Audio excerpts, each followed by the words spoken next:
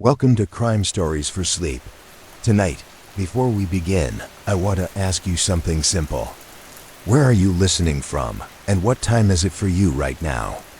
Think about that quietly, let the question settle, and when you're ready, allow yourself to drift into the story. The city breathes differently after midnight. Not with the sharp intake of day or the measured exhale of evening, but with something deeper, more rhythmic. A pulse that moves through empty corridors and settles into the spaces between streetlights. This is when the real work begins, not the hurried investigations or the urgent calls, but the quiet cataloging of what has already passed. In the basement of the central police station, fluorescent lights hum their eternal song above rows of filing cabinets that stretch into shadows. The air here carries the weight of decades, thick with the scent of aging paper and the metallic tang of old ink. Each cabinet stands like a sentinel, guarding stories that have been reduced to case numbers and witness statements, to photographs that have faded at the edges and reports typed on machines that no longer exist. Detective Sarah Chun walks these aisles in the deep hours of her shift, her footsteps muffled by the industrial carpeting that has absorbed 40 years of similar journeys. She is not here to solve anything tonight. The active cases wait upstairs in their urgent folders, demanding attention and resolution. Down here, she tends to the archives, the vast collection of closed files that form the memory of the city itself. The first cabinet she opens tonight bears the year 1973 etched into its metal frame.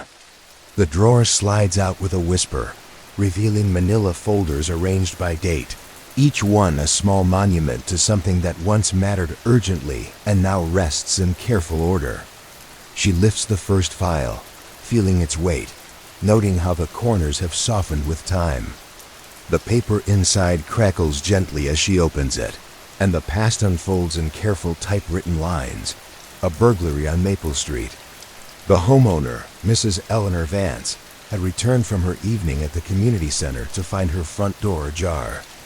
Nothing of great value taken, just small items that spoke of desperation rather than greed. A silver picture frame from the mantel. A ceramic vase that her daughter had made in high school art class.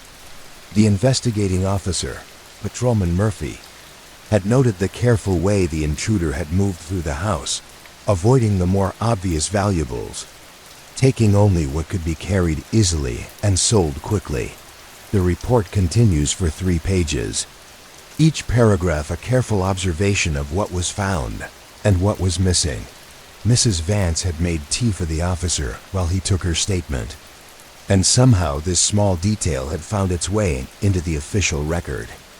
The kindness of witnesses, their need to offer comfort even in the midst of their own violation, creates a tenderness in these old files that the urgency of active cases rarely allows. Chun closes the file and returns it to its place, then selects another.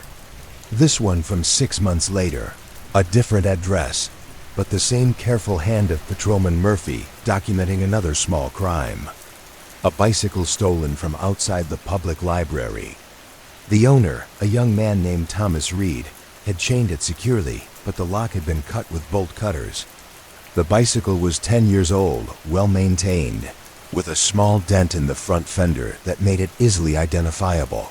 What strikes Chun about these old reports is not their content, but their rhythm. Each one unfolds at the pace of careful thought, with time given to details that modern reports might skip. The way afternoon light fell across the library steps. The fact that Mr. Reed had been inside reading about astronomy, his library book still warm in his hand when he discovered the theft. These small observations, preserved in carbon paper and manila folders, create a texture that makes the past feel alive even in its stillness. The basement extends further than most people realize, with additional rooms that house even older files. Chun makes her way to the next section, where the cabinets are older still, their metal surfaces showing the gentle corrosion of decades. Here the files date back to the 1950s, their pages more yellowed, their typewriter fonts slightly different. The crimes they document seem both more and less serious than those of today. A series of reports about teenagers gathering in the park after dark. Their presence noted by concerned neighbors who called the police not out of fear, but out of a sense that order should be maintained. Officer James Kowalski had been the one to respond to these calls, and his reports reveal a patience that seems to belong to a different era. He had spoken with the young people, learned their names, understood their need for a place to gather. His solution had been to work with the Parks Department to install better lighting and a few benches, transforming what neighbors saw as loitering into what the officer recognized as community. The files document not just the problem, but its gentle resolution, a reminder that police work has always been as much about understanding as enforcement. Chun pulls another file, this one heavier than the others. A domestic disturbance on Cherry Lane that had required multiple visits over the course of several months. The Hendersons, married for 22 years, had begun to argue loudly enough for neighbors to call for wellness checks. Officer Kowalski's reports show a pattern of escalation and reconciliation, with each visit documented in careful detail. The living room with its worn furniture and family photographs, Mrs. Henderson's garden, which she tended obsessively during periods of stress, Mr. Henderson's workshop in the garage, where he built birdhouses that he never sold but gave away to anyone who admired them. The final report in the Henderson file is different in tone. Officer Kowalski had arrived to find them sitting together on their front porch, holding hands and watching the sunset. The argument that had prompted the call had resolved itself, and the couple had invited the officer to stay for coffee. He had accepted, and his report includes a paragraph about Mrs. Henderson's cookies and Mr. Henderson's stories about his service in Korea. The file ends not with an arrest or citation, but with a note that future calls to this address were unlikely, moving deeper into the archives. Chun encounters files that require more careful handling. These are the cases from the 1940s and earlier, stored in boxes that must be opened with particular care. The paper here is more fragile, and the ink has faded to a sepia that makes the words seem like artifacts from another world. But the stories they tell are no less compelling for their age. A missing person report from 1942, Mrs. Dorothy Ashford, age 34, had failed to return home from her job at the textile mill. Her husband had waited until past midnight before calling the police, and his statement, taken by Detective William Barnes, reveals a man trying to balance concern with propriety.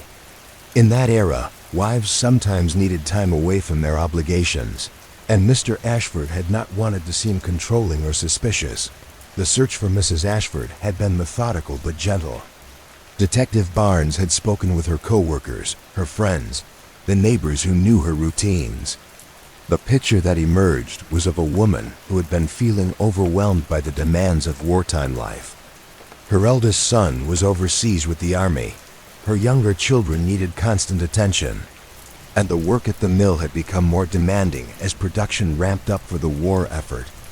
She had been found 3 days later at her sister's house in the next county, simply needing rest and perspective.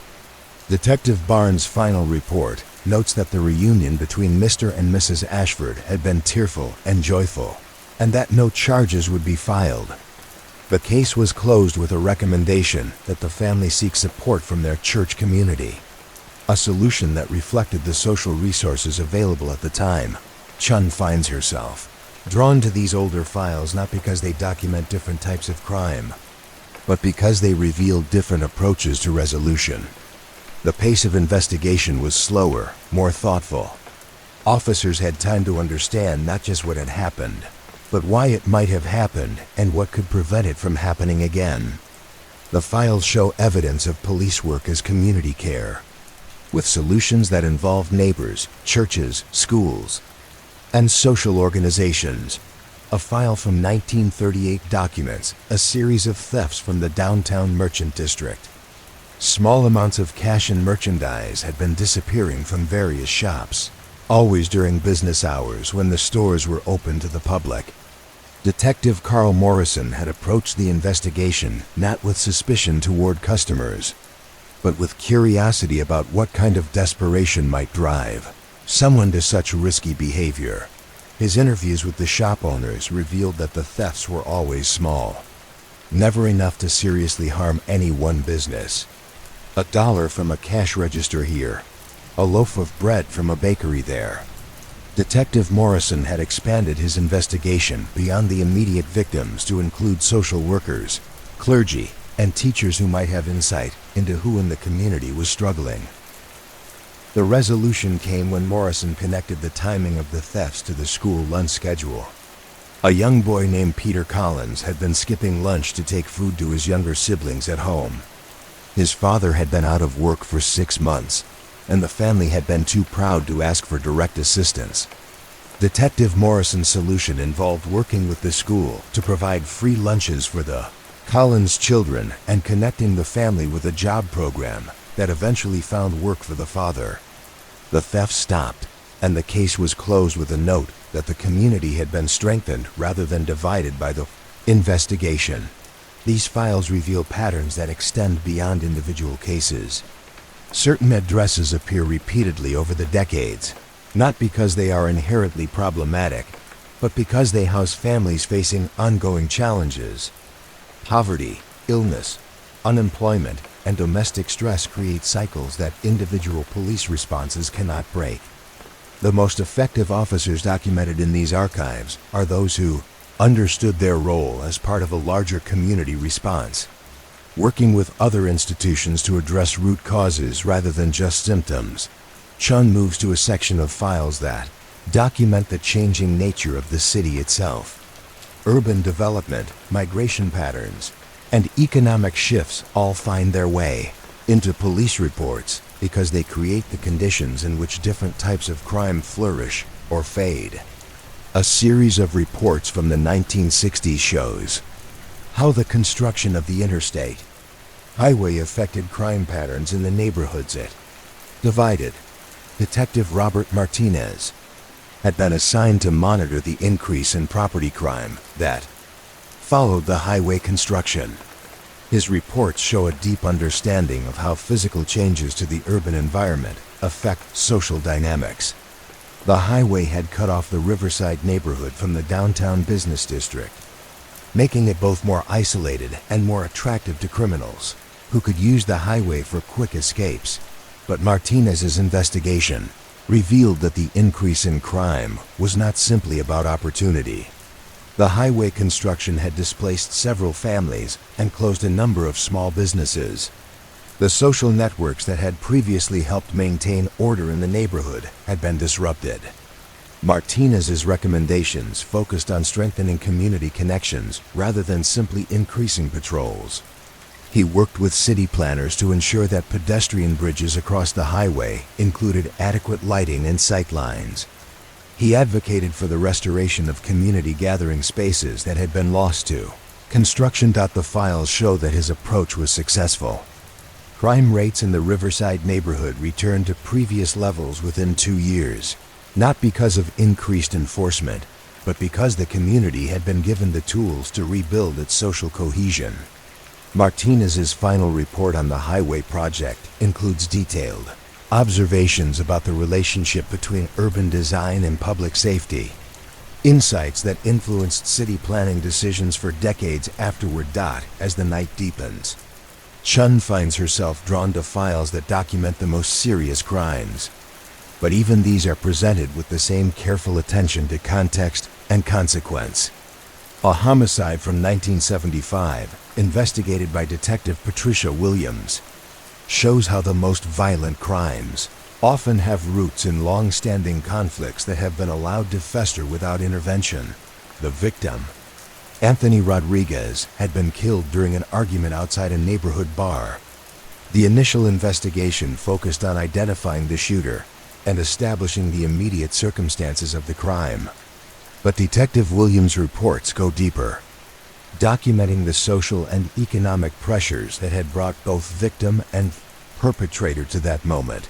Rodriguez had been unemployed for 8 months, struggling to support his family and dealing with the shame and frustration that came with economic displacement. The neighborhood where he lived had lost several major employers, and competition for remaining jobs had created tensions within the community. The bar where he was killed had become a gathering place for men facing similar struggles, and alcohol had amplified conflicts that might otherwise have remained verbal. The shooter, Daniel Murphy, had been facing his own economic pressures. His small business had failed, and he was in danger of losing his house. The argument that led to the shooting had begun over a minor slight, but had escalated because both men were carrying stresses that had nothing to do with each other. Detective Williams' investigation revealed that similar confrontations had been increasing throughout the neighborhood, and that Rodriguez's death was the culmination of broader social problems rather than an isolated incident of violence. Williams' recommendations extended beyond the criminal prosecution to address the underlying conditions that had made the violence possible. She worked with community leaders to establish conflict resolution programs and with social service agencies to provide better support for unemployed residents.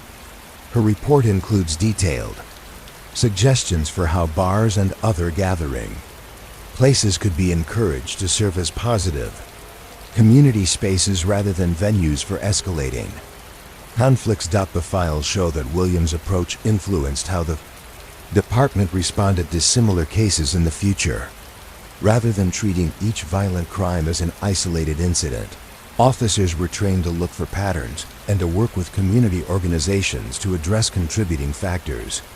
The neighborhood where Rodriguez was killed did not see another homicide for more than a decade, a success that Williams attributed to the community's willingness to confront the social conditions that had made violence seem inevitable. Moving to more recent files.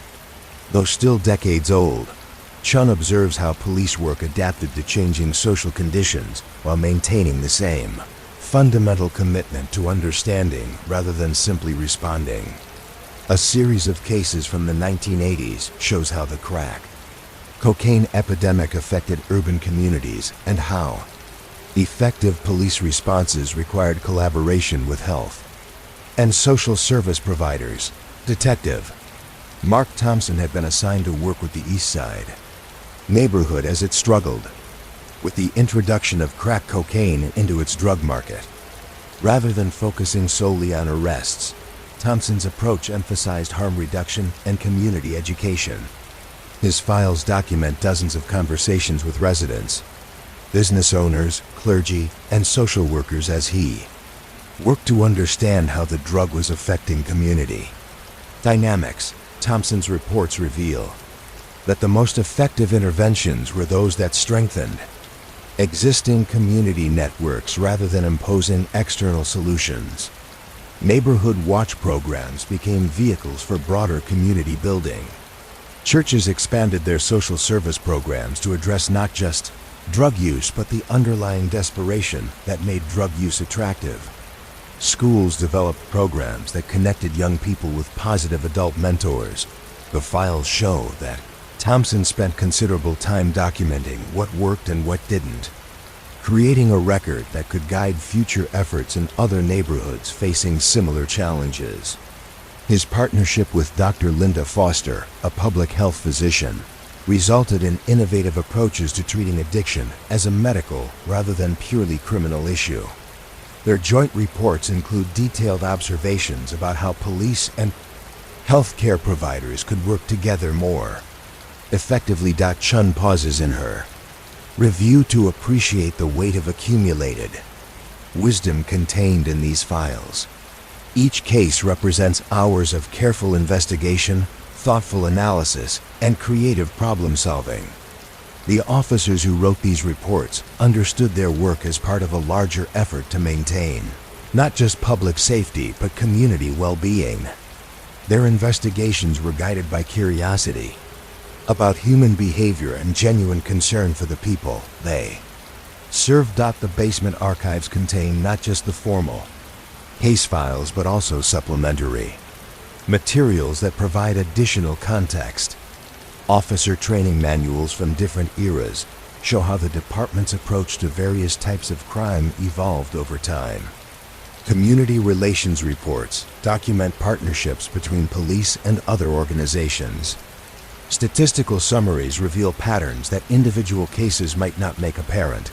A comprehensive report from 1977, compiled by Lieutenant Margaret Thompson, analyzes 5 years of property crime data to identify seasonal patterns and geographic clusters. Her work revealed that many property crimes followed predictable patterns related to economic cycles, school schedules, and social events, rather than simply increasing patrols during high crime periods. Thompson recommended targeted community, education, and environmental improvements that would address the conditions that made crime more likely. Her analysis showed that property crime rates dropped significantly in neighborhoods where residents knew each other well and where there were clear sight lines between buildings and streets. Her recommendations for urban planning and community development became part of the city's long-term crime prevention strategy. The files show that neighborhoods that implemented her suggestions saw sustained reductions in property crime that lasted for decades. As Chun continues through the archives, she encounters files that document the department's response to social changes that created new challenges for law enforcement. The civil rights era required police to reconsider their role in maintaining social order while respecting constitutional rights. Files from this period show officers grappling with complex questions about when and how to intervene in social conflicts. Detective Charles Washington had been one of the first African American officers hired by the department, and his files provide unique insight into how policing evolved during the struggle for civil rights. His investigations of cross-burning incidents and harassment complaints required him to navigate between his role as a law enforcement officer and his understanding of the community's need for justice and protection. Washington's reports show remarkable restraint and wisdom in situations that could easily have escalated into violence. When investigating complaints about discriminatory treatment at local businesses, he focused on education and negotiation rather than confrontation. His files document numerous instances where patient conversation and community mediation resolved conflicts that might otherwise have required legal action.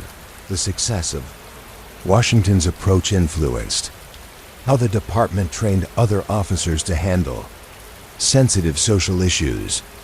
His files include detailed guidance for officers working in diverse communities, emphasizing the importance of listening, cultural sensitivity, and collaborative problem solving. His legacy appears in training materials and policy documents that shape the department's approach to community relations for generations. The archives also contain files that document how individual officers develop expertise in particular types of cases. Detective Susan Martinez specialized in financial crimes, and her files show the evolution of white-collar criminal investigation, from the simple embezzlement cases of the 1960s to the complex computer fraud cases of the 1980s and 90s. Martinez's early files focus on traditional financial crimes: employers stealing from cash registers, bookkeepers manipulating ledgers, small business owners evading taxes. Her investigations required meticulous attention to detail and the ability to follow paper trails through multiple financial institutions.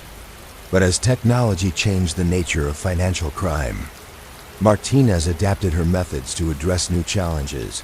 Her files from the 1980s document some of the first computer-related fraud cases handled by the department. Rather than viewing technology as an obstacle, Martinez embraced it as a tool for investigation. She worked with computer specialists to understand how electronic transactions could be traced and how digital evidence could be preserved. Her pioneering work in this area influenced how the department approached cybercrime as it became more prevalent. Martinez's files also show her commitment to preventing financial crime through community education. She regularly spoke at senior centers about common fraud schemes targeting elderly residents. She worked with small business associations to help owners recognize signs of employee theft. Her approach emphasized protection and prevention rather than simply punishment after crimes had been committed. The basement archives represent more than just a collection of old cases. They form a continuous narrative about how a community has understood and responded to crime over decades of social change. The files show how individual officers developed wisdom through experience, and how that wisdom was passed on to future generations. They document the evolution of police work from simple law enforcement to complex community problem solving. Chun encounters files that span entire careers, showing how individual officers grew and changed over decades of service. Officer David Park's files begin in 1962 with routine traffic citations and minor incident reports. Over the following 30 years, his files show increasing sophistication in investigation techniques and deepening understanding of community dynamics. Park's early files are brief and formal, focusing on the immediate facts of each incident. But as he gained experience, his reports became more comprehensive, including observations about social conditions, family dynamics, and environmental factors that might have contributed to criminal behavior. His files from the 1970s and 80s show an officer who had learned to see individual crimes as symptoms of larger community issues. Park's expertise in juvenile crime investigation developed over many years of working with young offenders and their families. His files show how he moved from simply arresting young people to understanding the complex factors that led them into criminal behavior. His work with schools, social workers, and family court judges created a network of support that helped many young offenders avoid long-term involvement with the criminal justice system. The success of Park's approach is documented, not just in his own files, but in follow-up reports that track the long-term outcomes for juveniles who had been involved in his cases. The data shows that young people who were connected with appropriate support services were significantly less likely to be arrested again as adults.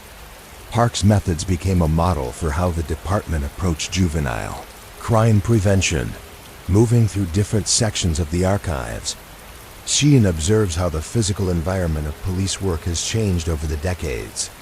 Early files were handwritten in careful script, then typed on manual typewriters with carbon paper copies. Later files show the gradual introduction of electric typewriters, photocopiers, and eventually computer printouts.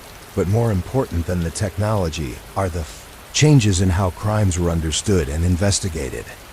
Early files tend to focus on individual responsibility and punishment. Later files show increasing recognition of social factors that contribute to criminal behavior. The most recent files in the archives from the 1990s show officers working as part of multidisciplinary teams that include social workers, mental health professionals, and community advocates. Detective Jennifer Cole's files from the 1990s illustrate this evolution in police work. Her investigation of domestic violence cases shows a sophisticated understanding of the psychological and social dynamics that make such violence possible. Rather than simply arresting perpetrators and hoping victims would press charges, Cole worked with advocates to develop safety plans and connect victims with long-term support services. Cole's files document the development of the department's first domestic violence response protocol. Her work with Dr. Patricia Reynolds, a psychologist specializing in trauma, resulted in training programs that taught officers how to interview victims in ways that prioritize safety and healing rather than just evidence collection. Their collaboration influenced police practices throughout the state and became a model for other departments facing similar challenges. Archives contain examples of how community partnerships enhanced police effectiveness across all types of crime. Environmental crimes, investigated by Detective Michael Foster, required collaboration with scientists, engineers, and environmental advocates. Foster's files show how complex investigations of illegal dumping and pollution required expertise that no single agency possessed. Foster's investigation of contamination in the Riverside neighborhood brought together police, environmental scientists, public health officials, and community activists in an unprecedented collaboration. His files document not just the criminal investigation, but the broader community response that was needed to address the health and environmental impacts of the contamination. The success of Foster's investigation was measured not just by criminal convictions, but by environmental cleanup, health monitoring, and community education programs that prevented similar problems in the future. His files show how effective police work often requires understanding problems that extend far beyond traditional law enforcement expertise. Asterisk. As the night progresses and Chun continues her journey through the archives, she encounters files that document how the department responded to major social changes. The women's liberation movement, changing family structures, immigration, urbanization, and economic transformation all created new challenges that required adaptive policing strategies. Detective Maria Santos specialized in crimes affecting immigrant communities during the 1970s and 80s. Her files show the complex challenges facing officers who worked with residents who might fear police contact due to their immigration status or previous experiences with law enforcement in their countries of origin. Santos developed innovative approaches to building trust with immigrant communities. Her files document countless hours spent learning about different cultural backgrounds, working with interpreters and community leaders, and advocating within the department for policies that would make police services more accessible to all residents regardless of immigration status. Santos's work with the Central American refugee community during the civil wars of the 1980s shows particular sensitivity to the trauma that many community members had experienced. Her files include detailed protocols for working with torture survivors and refugees who had witnessed violence. Her approach emphasized patience, cultural competency, and collaboration with social service providers who specialized in refugee resettlement. The effectiveness of Santos's methods is documented in community surveys that showed increasing trust in police among immigrant residents. Her files include letters from community leaders thanking the department for its sensitivity and effectiveness. More importantly, crime rates in immigrant neighborhoods served by Santos remained low, suggesting that community trust enabled effective crime prevention. Chun finds herself drawn to files that document how individual officers influenced department policy and training. Lieutenant Robert Chun, no relation despite the shared surname, had been responsible for developing the department's first crisis intervention training program during the 1980s. His files show how police work evolved to address mental health crises with greater skill and compassion. Lieutenant Chun's interest in mental health intervention grew from his own experiences, responding to calls involving people in psychological crisis. His early files show frustration with situations where traditional law enforcement approaches were inadequate or counterproductive. Rather than accepting these limitations, Chun worked with mental health professionals to develop better strategies. Chun's partnership with Dr. James Morrison, a psychiatrist at the county hospital, resulted in comprehensive training programs that taught officers how to de-escalate mental health crises and connect people with appropriate treatment services. Their work together is documented in files that include training materials, policy recommendations, and outcome evaluations. The success of Chun's crisis intervention program influenced police practices far beyond the immediate community. His files include correspondence with police departments throughout the country that wanted to implement similar programs. His work contributed to a national movement toward more humane and effective police responses to mental health Crises. The archives contain specialized collections that document how the department addressed particular types of crime that required unique expertise. Art theft investigations, conducted by Detective Helen Rodriguez during the 1970s, required knowledge of art history, international markets, and sophisticated criminal networks. Rodriguez's files show how she developed expertise in cultural property, crime through partnerships with museum curators, art historians, and federal investigators.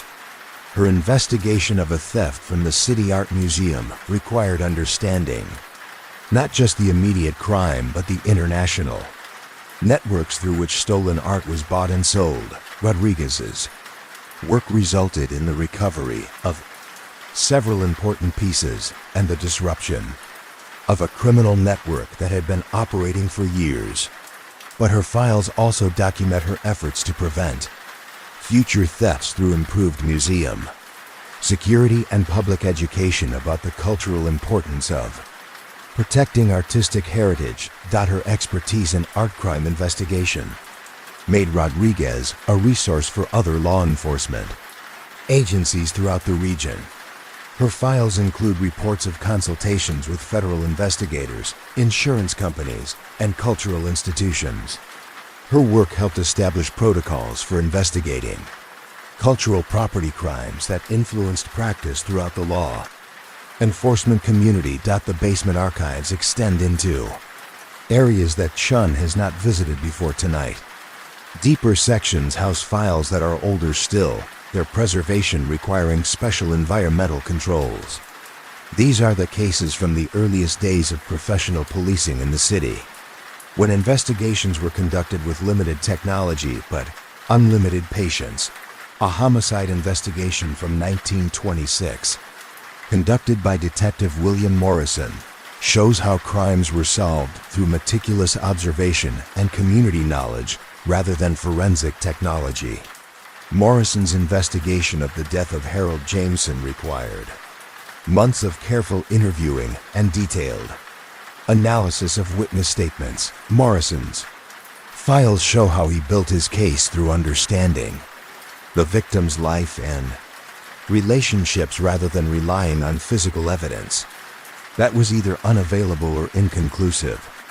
His interviews with family members, friends, neighbors, and business associates created a comprehensive picture of Jameson's final months and the conflicts that might have led to his death. The resolution of Morrison's investigation came through patient detective work rather than dramatic revelations. His files document how small inconsistencies in witness statements, analyzed over many weeks, eventually revealed the truth about Jameson's death.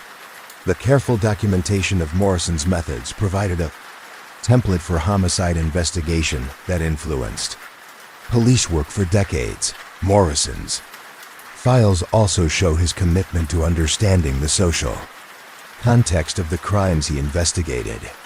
His reports include detailed observations about economic conditions, family structures, and community dynamics that might have contributed to criminal behavior.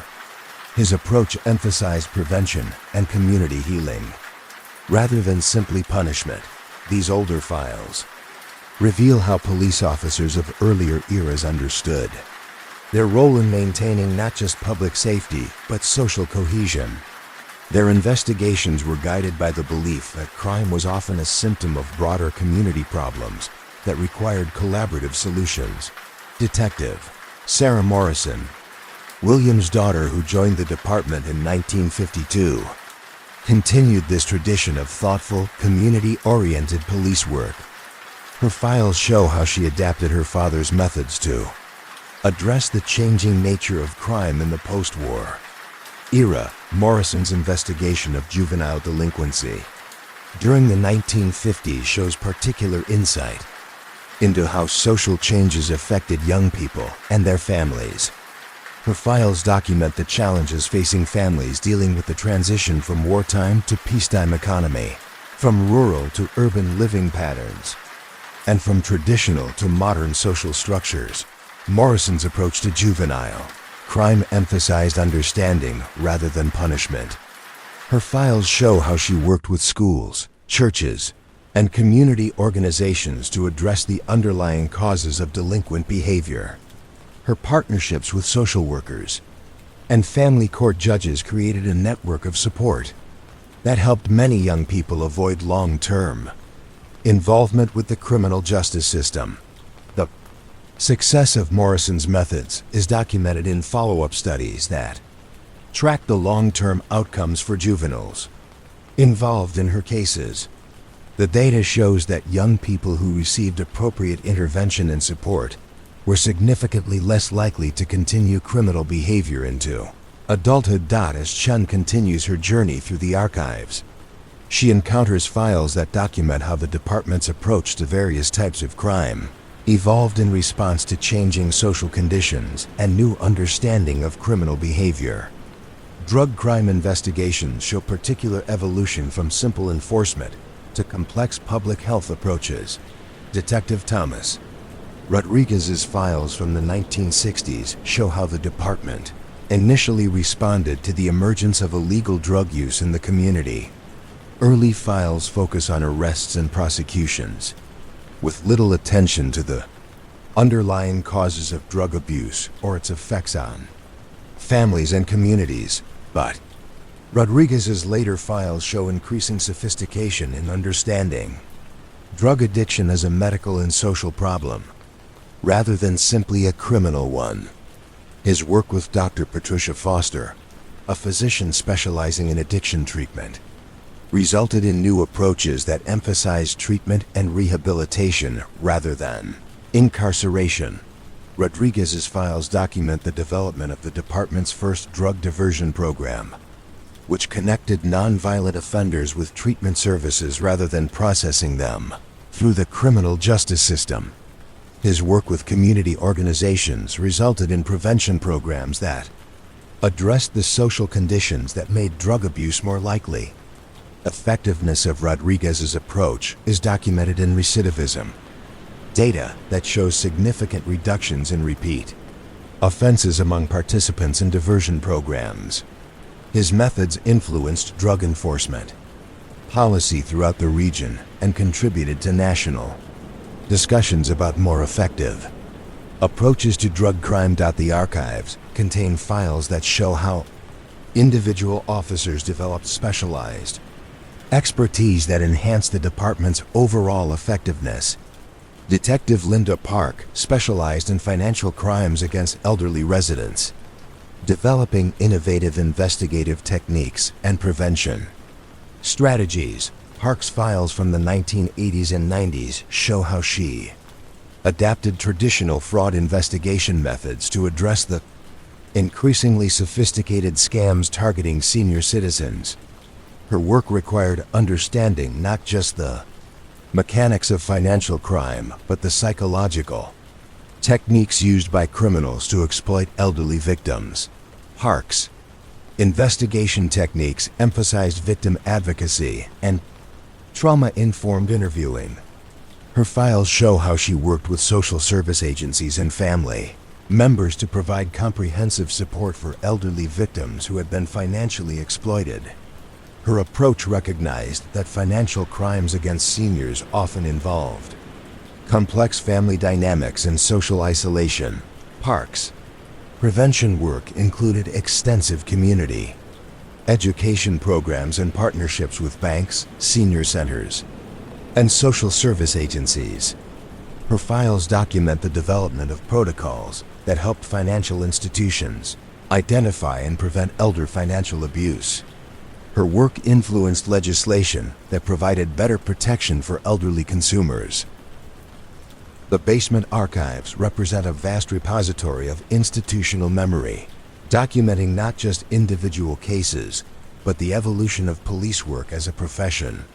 The files show how officers developed expertise through experience, and how that expertise was passed on to future generations through training programs, policy development, and mentoring relationships. Chun encounters files that span multiple generations of the same families, showing how social problems often persist across decades and require sustained intervention. The Thompson family files, beginning in 1943, document 3 generations of police contact involving domestic violence, substance abuse, and economic instability. The early Thompson files show how domestic violence was handled in the 1940s and 50s, often with minimal intervention and little understanding of the psychological dynamics involved. Later files show how the department's approach evolved to provide better protection for victims and more effective intervention with perpetrators. Detective Jennifer Foster's work with the Thompson family during the 1980s shows sophisticated understanding of intergenerational trauma and its effects on family dynamics. Her files document how she worked with multiple generations of family members to break cycles of violence and addiction that had persisted for decades. Foster's approach emphasized family systems intervention rather than individual punishment. Her files show how she connected family members with appropriate treatment services, educational programs, and community support networks.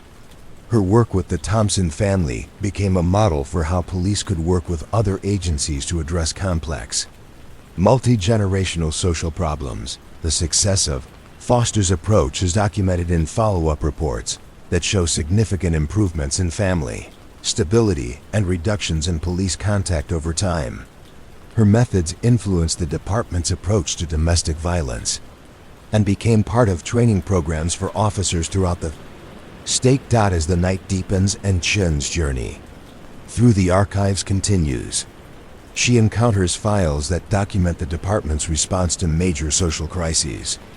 The economic recession of the 1970s created increased property crime and social unrest that required adaptive policing strategies. Lieutenant Margaret Wilson's files from this period show how the department responded to rising unemployment and its effects on community stability. Rather than simply increasing enforcement, Wilson worked with community leaders to develop programs that addressed the root causes of economic desperation. Wilson's partnership with local churches and social service agencies resulted in job training programs, emergency assistance funds, and community support networks that helped residents weather the economic crisis. Her files document how these programs not only reduced crime, but strengthened community resilience. Wilson's approach emphasized community organizing and empowerment rather than external intervention.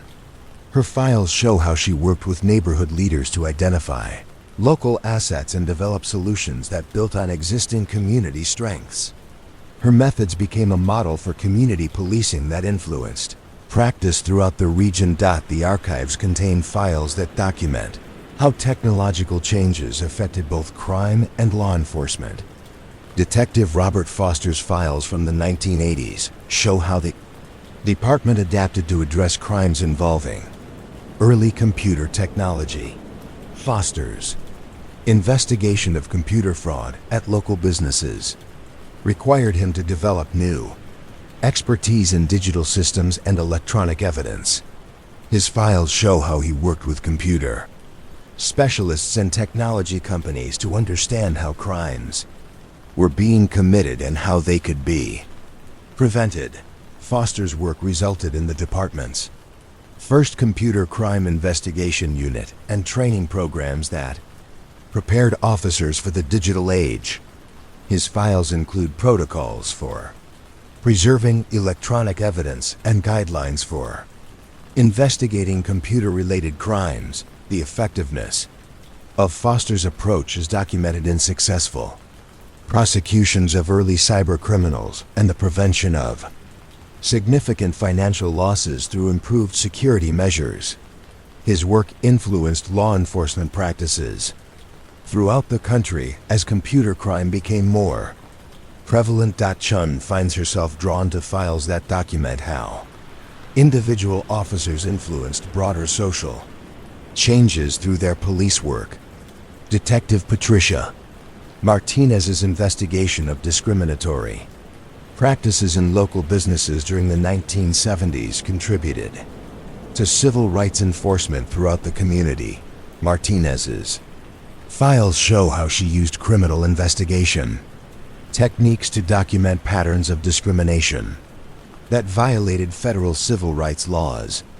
Her work required sophisticated understanding of both criminal law and civil rights legislation, as well as sensitivity to the experiences of discrimination victims. Martinez's investigations resulted not only in criminal prosecutions, but in changes to business practices that eliminated discriminatory treatment of minority customers and employees. Her files document how effective law enforcement can contribute to broader social justice goals. Martinez's work influenced the department's approach to civil rights enforcement and became part of training programs that emphasized the police role in protecting the constitutional rights of all community members. Her methods were adopted by police departments throughout the region. The basement archives extend far beyond what Chun initially imagined, with additional sections that house specialized collections of files related to particular types of crime or investigation. Environmental crime files beginning in the 1970s show how the department developed expertise in addressing pollution and illegal dumping. Detective Michael Santos specialized in environmental crimes during the 1980s and 90s.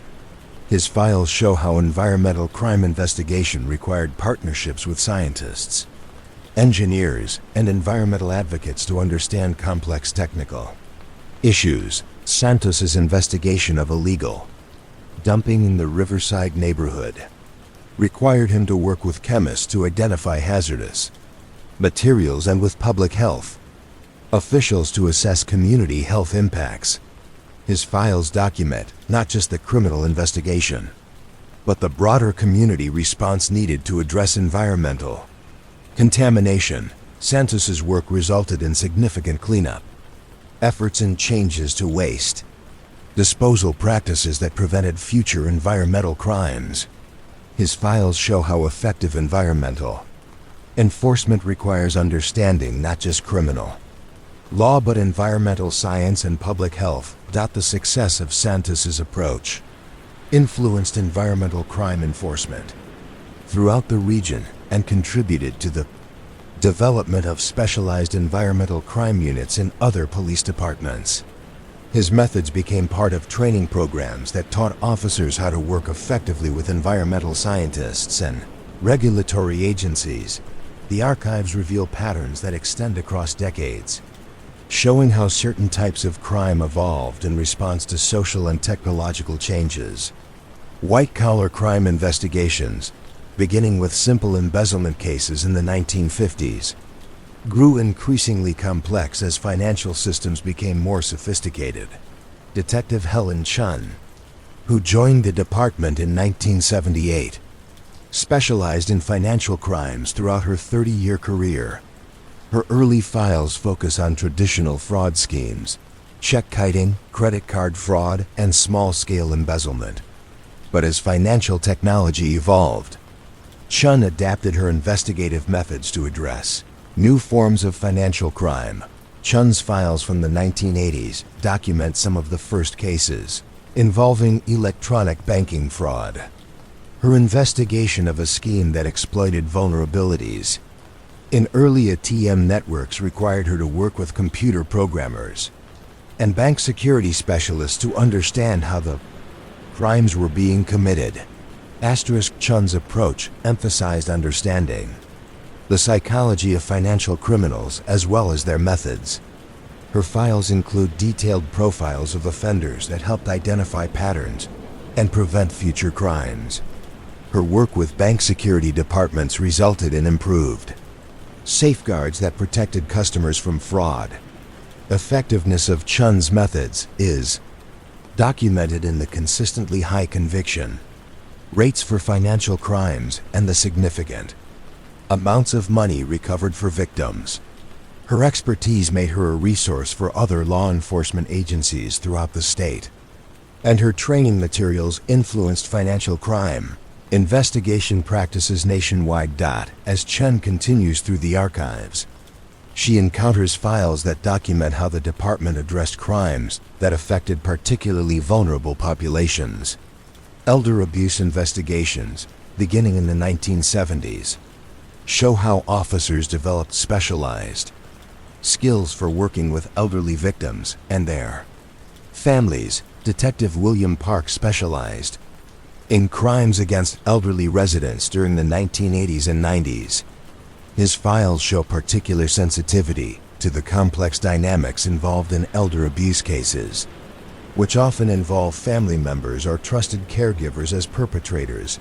Park's investigation techniques emphasized victim advocacy and trauma-informed interviewing. His files show how he worked with geriatricians, social workers, and family therapists to understand the medical and psychological factors that made elderly residents vulnerable to abuse. Park's prevention work included extensive community education programs and partnerships with senior centers, home health agencies, and financial institutions. His files document the development of protocols that helped service providers identify and report suspected elder abuse. The success of Park's approach is documented in increased reporting of elder abuse cases and improved outcomes for elderly victims. His methods influenced elder abuse investigation practices throughout the region and contributed to legislation that provided better protection for elderly residents. The basement archives contain files that show how individual cases influenced broader policy changes. Detective Linda Rodriguez's investigation of a series of sexual assaults during the 1980s resulted in significant changes to how the department handled sex crime investigations. Rodriguez's files show how she developed victim-centered investigation techniques that prioritize survivor safety and healing rather than just evidence collection. Her work with rape crisis counselors and trauma therapists resulted in new protocols that made the investigation process less traumatic for survivors. Rodriguez's approach emphasized understanding the psychological impact of sexual violence and adapting investigation methods accordingly. Her files include detailed guidance for officers on how to interview survivors in ways that supported their recovery while gathering necessary evidence. The effectiveness of Rodriguez's methods is documented in increased reporting rates for sexual assault and higher conviction rates in cases that were prosecuted. Her training materials became standard in police academies throughout the state and influenced national best practices for sex crime investigation. Moving deeper into the archives, Chun encounters files that document how the department responded to social movements and changing community expectations about police work. The civil rights movement of the 1960s required officers to reconsider their role in maintaining social order while respecting constitutional rights. Detective Charles Martinez had been assigned to monitor civil rights demonstrations during the 1960s. His files show remarkable restraint and wisdom in situations that could easily have escalated into violence.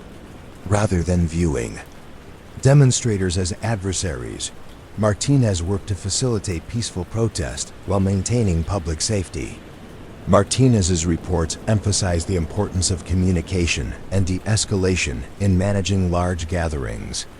His files document numerous instances where patient negotiation prevented conflicts that might otherwise have required forceful intervention.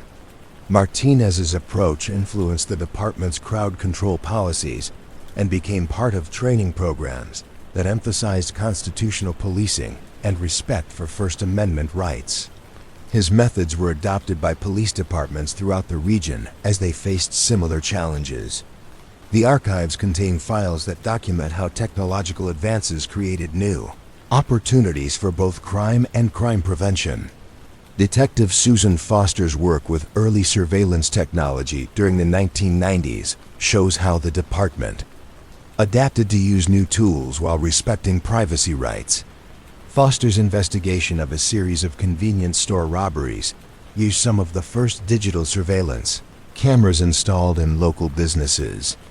Her files show how she worked with store owners and technology vendors to optimize camera placement and image quality for law enforcement purposes. Foster's work resulted in successful prosecution of the robbery, suspects, and the development of guidelines for using surveillance technology in criminal investigations. Her files include protocols for preserving digital evidence and protecting the privacy rights of citizens captured on surveillance footage. The success of Foster's approach influenced the department's adoption of new surveillance technologies and became part of training programs that taught officers how to use these tools effectively and ethically. Her methods contributed to regional standards for law enforcement use of surveillance technology.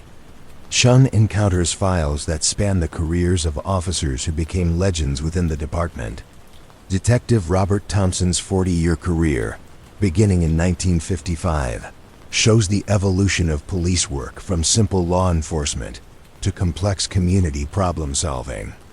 Thompson's early files focus on routine patrol duties and basic criminal investigations. But as he gained experience and the department evolved, his files show increasing sophistication in understanding crime as a community problem requiring collaborative solutions. Thompson's expertise in community policing developed over decades of working in the same neighborhood. His files show how he built relationships with residents, business owners, and community leaders that enabled him to prevent crime through early intervention and problem solving. Thompson's approach emphasized understanding the social and economic factors that contributed to criminal behavior. His files document countless instances where he connected people with appropriate services and support systems that addressed underlying problems before they resulted in serious crimes. The effectiveness of Thompson's methods is documented in the consistently low crime rates in his assigned area and the strong community support for police that developed during his tenure. His mentoring of younger officers influenced a generation of police work in the community. The archives reveal how individual officers influenced the broader culture of the department through their example and leadership. Lieutenant Patricia Wilson's career, spanning from 1968 to 2002, shows how women officers changed police work by bringing different perspectives and skills to law enforcement. Wilson's early files show the challenges she faced as one of the first women officers in the department. But her success in investigating domestic violence, child abuse, and sexual assault cases has demonstrated the value of diverse perspectives in police work. Wilson's development of victim advocacy programs and trauma-informed investigation techniques influenced how the department handled all types of violent crime. Her files document the creation of specialized units and training programs that improved outcomes for crime victims. Wilson's leadership in the department resulted in significant changes to recruitment, training, and promotion practices that opened opportunities for women and minority officers. Her influence extended far beyond her individual cases to shape the culture and practices of the entire organization. The basement archives contain files that document how the department addressed major social crises that tested its capacity to maintain order while respecting constitutional rights. The urban unrest of the 1960s required adaptive strategies that balanced public safety with respect for legitimate protest. Chief Patricia Martinez led the department's response to civil unrest following the assassination of Martin Luther King Jr. in 1968. Her files show how she worked with community leaders to prevent violence while allowing peaceful expressions of grief and anger. Martinez's approach emphasized communication and de-escalation rather than forceful suppression of protest activity.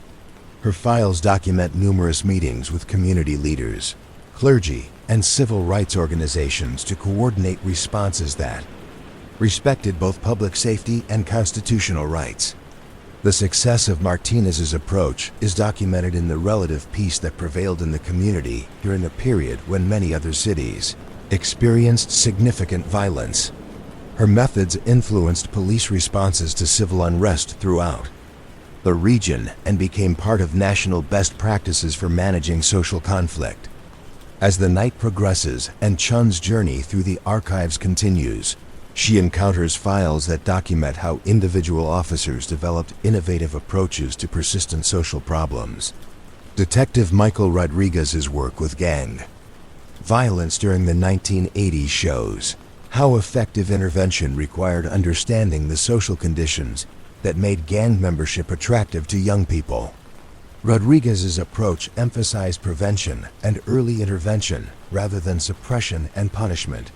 His files show how he worked with schools, community organizations, and family court to address the underlying factors that led young people to join gangs. Rodriguez's partnership with social workers and community activists resulted in alternative programs that provided young people with positive ways to meet their needs for belonging, protection, and economic opportunity. His files document the development of after-school programs, job training initiatives, and mentoring relationships that offered alternatives to gang involvement. The effectiveness of Rodriguez's approach is documented in reduced gang recruitment in neighborhoods where his programs operated, and improved life outcomes for young people who participated in alternative programs. His methods influenced gang intervention strategies throughout the region. The archives contain files that show how the department's understanding of mental health issues evolved over time. Early files from the 1950s and 60s show officers struggling to address mental health crises with limited understanding and few resources. Detective Thomas Wilson's files from the 1970s show the beginning of more sophisticated approaches to mental health intervention. His work with psychiatrists and social workers resulted in training programs that taught officers how to recognize signs of mental illness and respond appropriately. Wilson's development of crisis intervention techniques emphasized de-escalation and connection with appropriate treatment services rather than criminalization of mental illness. His files document numerous cases where patient intervention prevented tragic outcomes and connected people with needed mental health services. Wilson's approach influenced the department's mental health response policies and became part of training programs that prepared officers to handle psychiatric emergencies effectively and compassionately. His methods were adopted by police departments throughout the state. Chun finds herself drawn to files that document how certain addresses and neighborhoods required sustained attention over many years.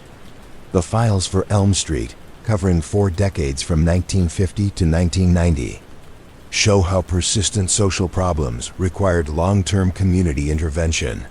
Elm Street had been the site of multiple domestic violence incidents, drug-related crimes, and youth violence over many years.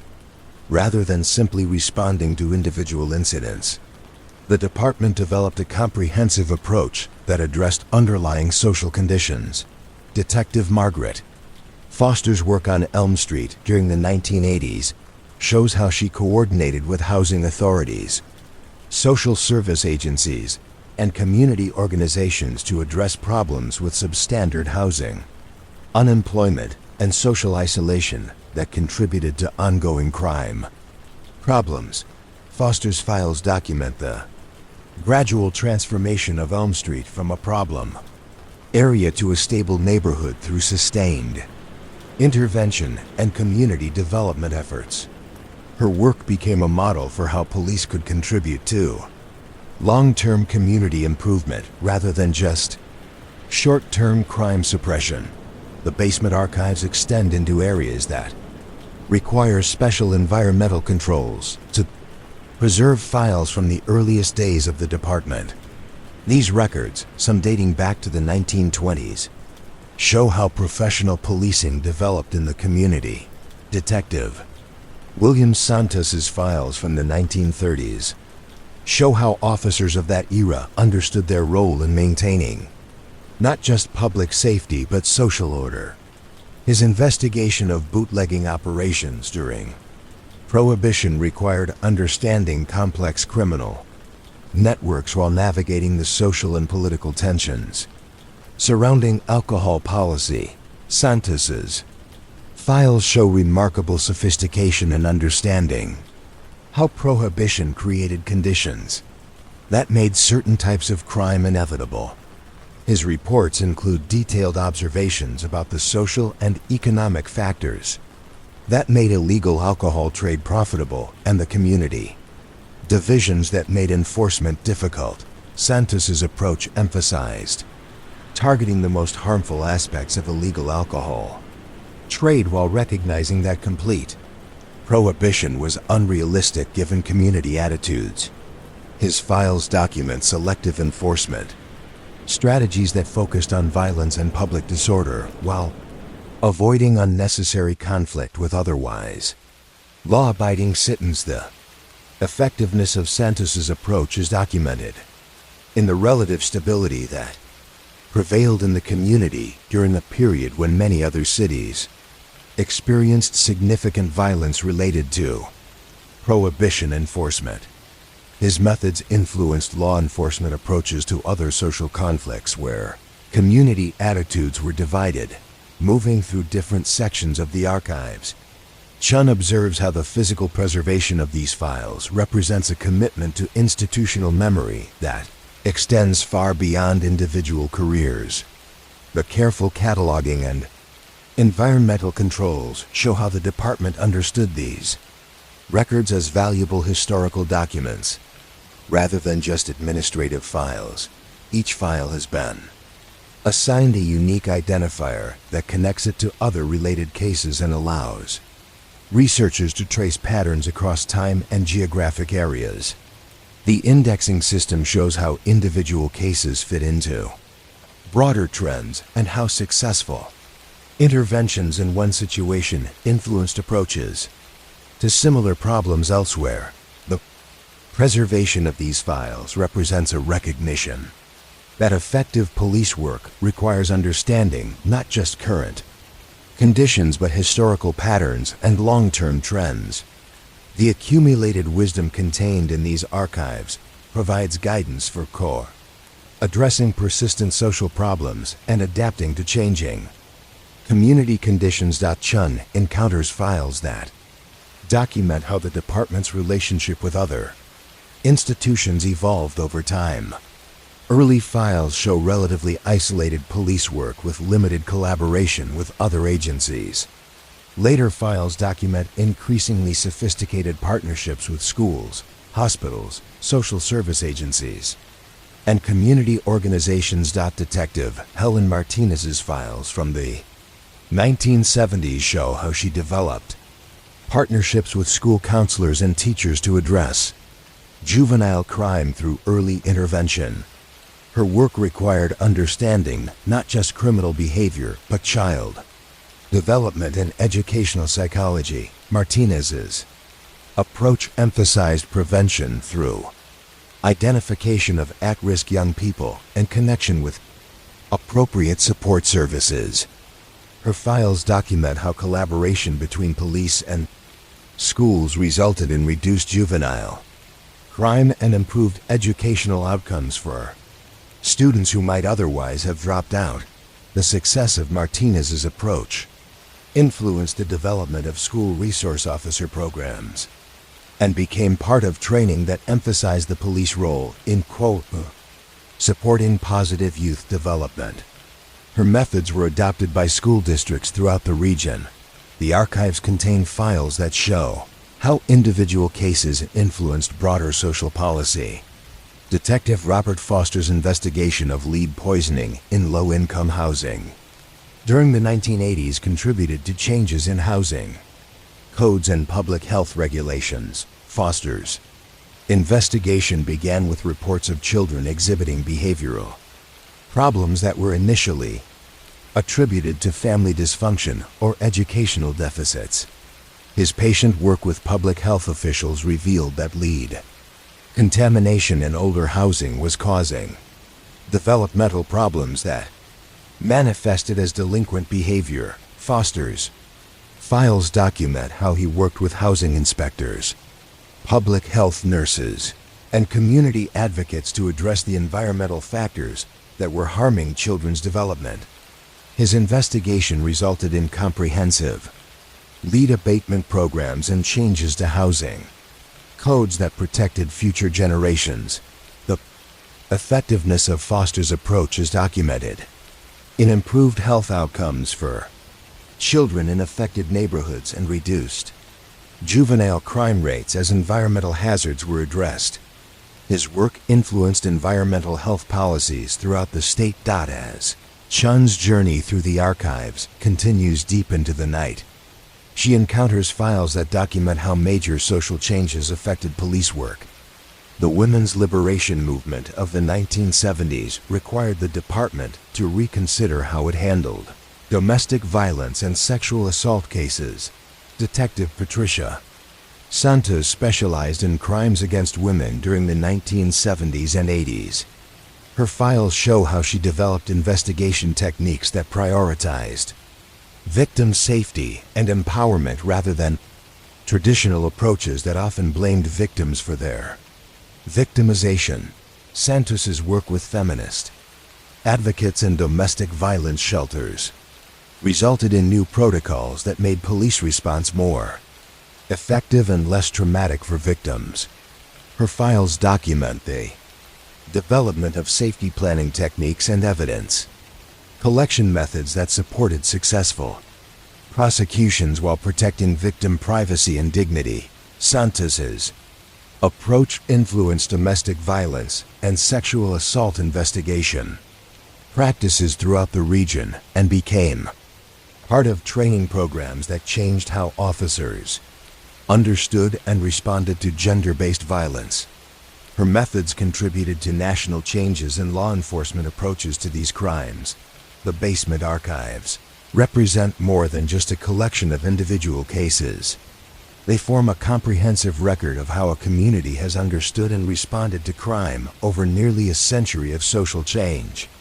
The files show how police work evolved from simple law enforcement to complex community problem solving that required collaboration with multiple institutions and deep understanding of social dynamics. Chun encounters files that span multiple generations of the same families, showing how effective intervention could break cycles of crime and dysfunction that might otherwise persist indefinitely. The Wilson family files, covering 5 decades from 1940 to 1990, document how sustained support and appropriate intervention transformed a family's trajectory. The early Wilson family files show multiple arrests for domestic violence, public intoxication, and petty theft. The pattern suggested a family trapped in cycles of poverty, addiction, and violence that seemed likely to continue indefinitely. But Detective Maria Foster's intervention during the 1970s changed the family's trajectory. Her files show how she connected family members with substance abuse treatment, job training programs, and educational opportunities that addressed underlying problems rather than just symptoms. Foster's work with the Wilson family became a model for how police could contribute to breaking intergenerational cycles of crime and dysfunction. Her files document the development of family intervention strategies that addressed systemic problems rather than individual incidents. The success of Foster's approach is documented in follow-up reports that show the Wilson family's transformation from frequent police contacts to stable community membership. Her methods influenced family intervention practices throughout the department and became part of training programs that emphasized long-term problem solving rather than short-term incident response. Archives contain files that document how the department adapted to address new types of crime as social and technological conditions changed. Hate crime investigations, beginning in the 1980s, required officers to understand not just criminal behavior, but the psychological and social dynamics of prejudice and discrimination. Detective Charles Rodriguez specialized in hate crime investigation during the 1980s and 90s. His files show how he developed techniques for investigating crimes motivated by bias while building trust with communities that had historically experienced discrimination. Rodriguez's approach emphasized community education and coalition building, as well as criminal investigation. His files document how he worked with civil rights organizations, religious leaders, and community advocates to address the social conditions that made hate crimes possible. Rodriguez's work resulted in successful prosecution of hate crime cases and the development of community programs that promoted tolerance and understanding across racial and ethnic lines. His files show how effective hate crime investigation required understanding not just individual criminal behavior but broader patterns of social conflict. Effectiveness of Rodriguez's approach is documented in reduced hate crime incidents in areas where his community education programs operated and improved relationships between police and Puti minority communities. His methods influenced hate crime investigation practices throughout the region. As the night deepens and Chun's exploration of the archives continues, she encounters files that document how individual officers influenced the broader culture of law enforcement through their innovation and leadership.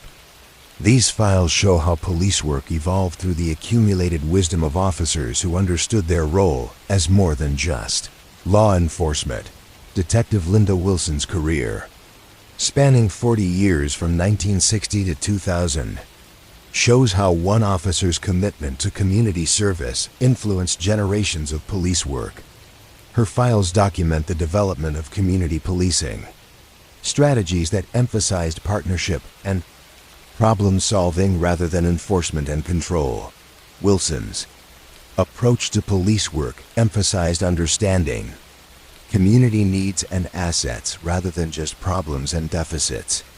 Her files show how she worked with residents to identify solutions that built on existing community strengths, rather than imposing external interventions.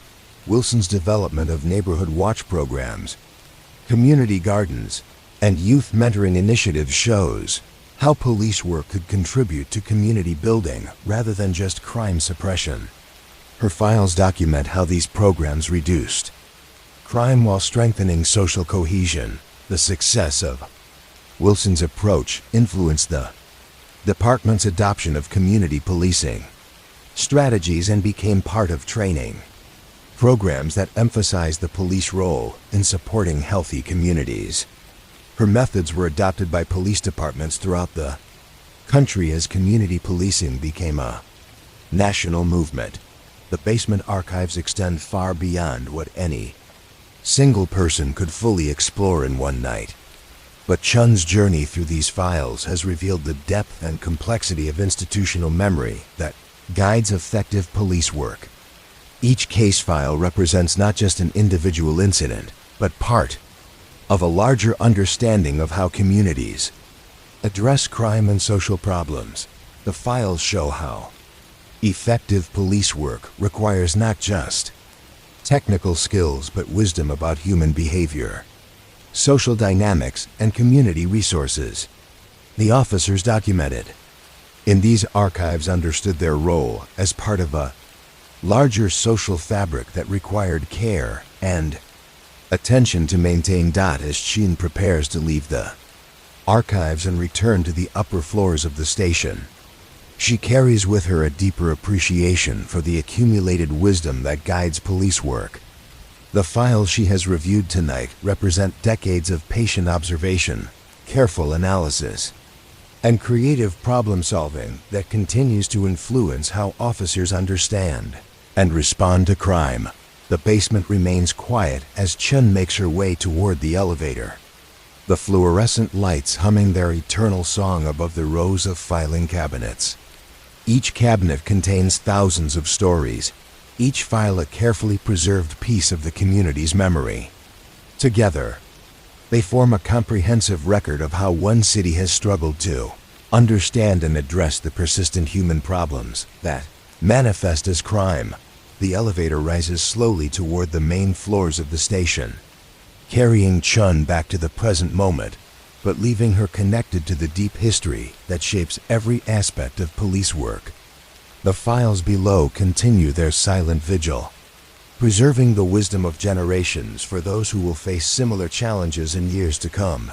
The city above continues, its quiet breathing, the rhythm of late-night life that flows through empty streets and settles into the spaces between buildings. But now Chun understands more clearly how this breathing is supported by the accumulated wisdom preserved in the archives below. The careful documentation of how communities learn to address their most persistent problems with patience, creativity, and hope. The morning light filters through the tall windows of the records department, casting long rectangles across the linoleum floor, where decades of footsteps have worn paths between the filing systems. Here, in rooms that smell of manila folders and typewriter ribbon, the true work of documentation unfolds in careful ritual. Each report begins the same way, with a case number typed in the upper right corner, followed by the date, the time, and the reporting officer's badge number. These details, seemingly mundane, form the foundation upon which entire investigations rest.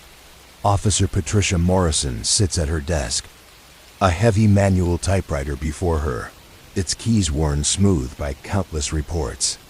The machine is older than she is, a reliable Underwood that has recorded thousands of incidents since its installation in 1967.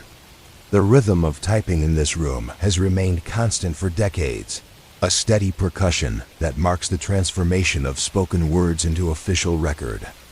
Each keystroke requires deliberate pressure, each correction demands careful attention, and each completed page represents a small victory in the endless task of documentation. The blank report form waits in the typewriter, its carbon paper sandwich ensuring that multiple copies will emerge from each typing session. The original will go into the permanent case file, the second copy to the detective division if follow-up is required, the third to the statistics department for monthly crime reports.